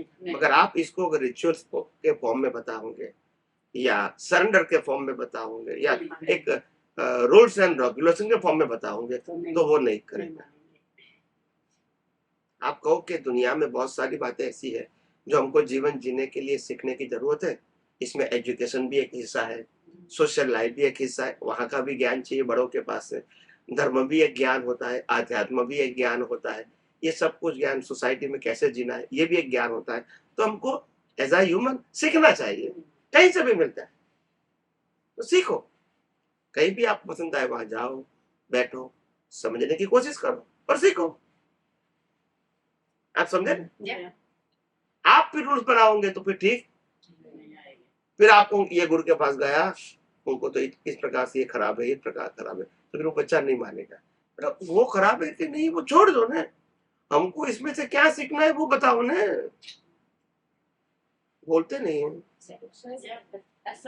फिर स्किप कर देते, फिर बच्चा आपकी बात नहीं सुनेगा। उसमें मत डालो। हाँ? हम बच्चों को कहेंगे कि जाओ ऐसा करो, बच्चा 15-20 साल का बच्चा है तो कहो आप नींबू लेकर आओ, लेमन अच्छी क्वालिटी का लाना और गुड प्राइस का लाना। आप समझे? ये बच्चे को आपने ध्यान दे दिया, क्वालिटी अच्छी चाहिए और प्राइस रिजनेबल चाहिए, ये बच्चे को आपने बता दिया। तो बच्चा बाजार में जाता है तो लेमन देखता है, इसकी प्राइस भी देखता है, फिर उसको लगता है कि ये प्राइस भी अच्छी है और लेमन भी अच्छा है तो मैं ले लूं as per instruction of my parents. फिर आप लेमन लेकर आएगा, फिर आप पूछेगा कि लेमन वाला कुंवारा था कि शादी किया था, वो हिंदू था कि मुसलमान था, वो कौन से धर्म को फॉलो किया था, वो नहीं चलेगा। उन्होंने शादी किया था कि डिवोर्स ले लिया था, दोबारा शादी किया, तो ये तुम्हारा सब्जेक्ट है कि लेमन सब्जेक्ट है? 11 सब्जेक्ट है। यहाँ समझ में आता है, यहाँ समझ में नहीं आता है। बोलते नहीं। बच्चे को वो समझा। बच्चे को लेमन लेना है तो लेमन की बात करो ना, इनकी बात क्यों करते हो कि हमारे गुरुजी ने शादी किया है, 3 बार शादी किया, वो झगड़ते ऐसे जगह, वो तुम्हारा सब्जेक्ट है, वो लर्न करने के लिए जाता है। लेमन के भाई उनके पास ज्ञान क्या है? गीता का ज्ञान है, वो आप लेकर समझ के आओ, खत्म हो गई बात। तुम्हारा मन करता है कि तुमको क्या मतलब है?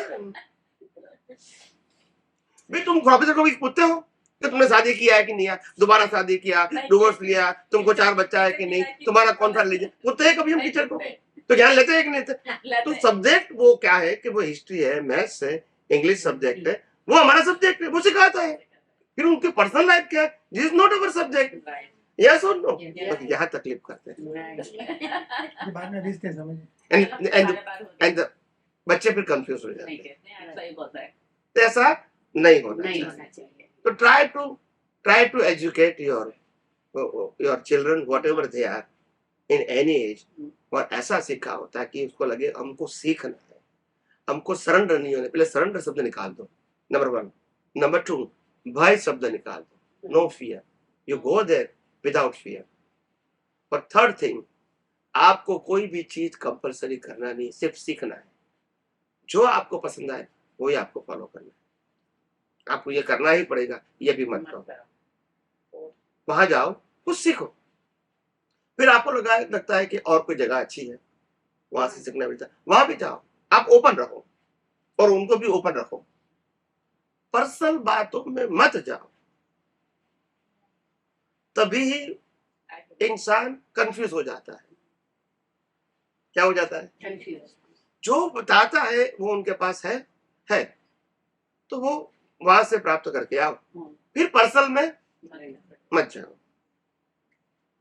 हम प्रोफेसर के पास जाते हैं, टीचर के पास जाते हैं, तो पर्सनल लाइफ में पूछते हैं कुछ कि भी उनका वो टीचिंग उनका कैसा है, वो सब्जेक्ट के ऊपर वो अच्छा है तो ही ना पे। हम डॉक्टर के पास जाएंगे कि डॉक्टर हमको तकलीफ है, ऑपरेशन करना है, तो बोला डॉक्टर तो बहुत अच्छा है, स्मार्ट है, उन्होंने 5000 ऑपरेशन किया है, मतलब इज ए गुड एक्सपीरियंस, तो हम जाएंगे। फिर हम कहेंगे डॉक्टर ने शादी किया है कि नहीं किया है, डिवोर्स लिया है कि नहीं, उनके बच्चे कितने हैं, कौन सा धर्म है, वो हमारा सब्जेक्ट है। वो तो सच यहाँ समझ में आता है, यहाँ समझ में तो हमारी सोच ही गलत है। हम कुछ सिखाना चाहे तो जो सिखाना चाहते हो वो सब्जेक्ट रखो, बाकी सब्जेक्ट निकाल दो। Is a teacher, that's it, and to teach you. उनके पर्सनल लाइफ क्या है, this is not your subject. आप पिज्जा बेचते, आप कहते हैं घर में झगड़ा करते हो नहीं करते हो, जो झगड़ा करोगे पिज्जा नहीं लेंगे, ये आपका सब्जेक्ट है। पिज्जा बनाते हैं, पिज्जा अच्छा है, प्राइस अच्छी है तो आप ले लो। हमारी पर्सनल लाइफ से आपको क्या मतलब है? सच्ची बात है। यस और नो? और रामकृष्ण महावीर ने भी यही सिखाया है, हमारे पर्सनल लाइफ से आपको कोई सब्जेक्ट नहीं, अगर सीखना है तो सीख सकते हैं, मगर हम जो ज्ञान देते हैं वो सब्जेक्ट रखो। मगर आज संप्रदाय के लोगों ने वो जो कहते हैं, वो जो करते थे वही करो, ये बता दिया। ज्ञान सब्जेक्ट साइड में रख दिया, तभी तो डिस्क्रिमिनेशन हुआ है। तभी प्रेजुडिस में आ गए। राम की कहानी वाली अलग, कृष्ण की कहानी अलग, महावीर की कहानी अलग, फिर क्या हो गया? पंथ हो गया। ज्ञान इज इम्पोर्टेंट। सभी महापुरुषों ने ज्ञान एक ही दिया है कि आप सामाजिक और धार्मिक लाइफ अच्छा जीवो और हो सके तो आध्यात्म के मार्ग में आगे बढ़ो। ये कॉमन प्रिंसिपल थे सभी महापुरुषों का, मगर हमने उसको क्या कर दिया? डिस्क्रिमिनेशन कर दिया, और फिर बच्चे को फिर कंफ्यूज कर दिया। वो नहीं समझेंगे तो फिर वो कुछ जाना चाहते हैं तो भी नहीं जाएंगे। आप इतनी सारी कहानी सुनाओगे, घर में 5 व्यक्ति तो 5 व्यक्ति अलग कहानी सुनाओगे, ये गुरु अच्छा है, ये भगवान अच्छा है, ये संस्था अच्छी है, ये रिचुअल अच्छा है, वो कंफ्यूज, कहाँ जाओ कहाँ नहीं जाओ, छोड़ दो, 5 को नहीं जाना। क्या करेंगे बेचारे, वो तो कंफ्यूज हो जाएगा। बच्चे छोड़ दिया ना, मम्मी बोलते हैं वो करो, पापा बोलते हैं वो करो, तो दोनों छोड़ दिया उसने, उसकी तरफ से आगे बढ़ दिस इज गया। Not correct way. Yeah.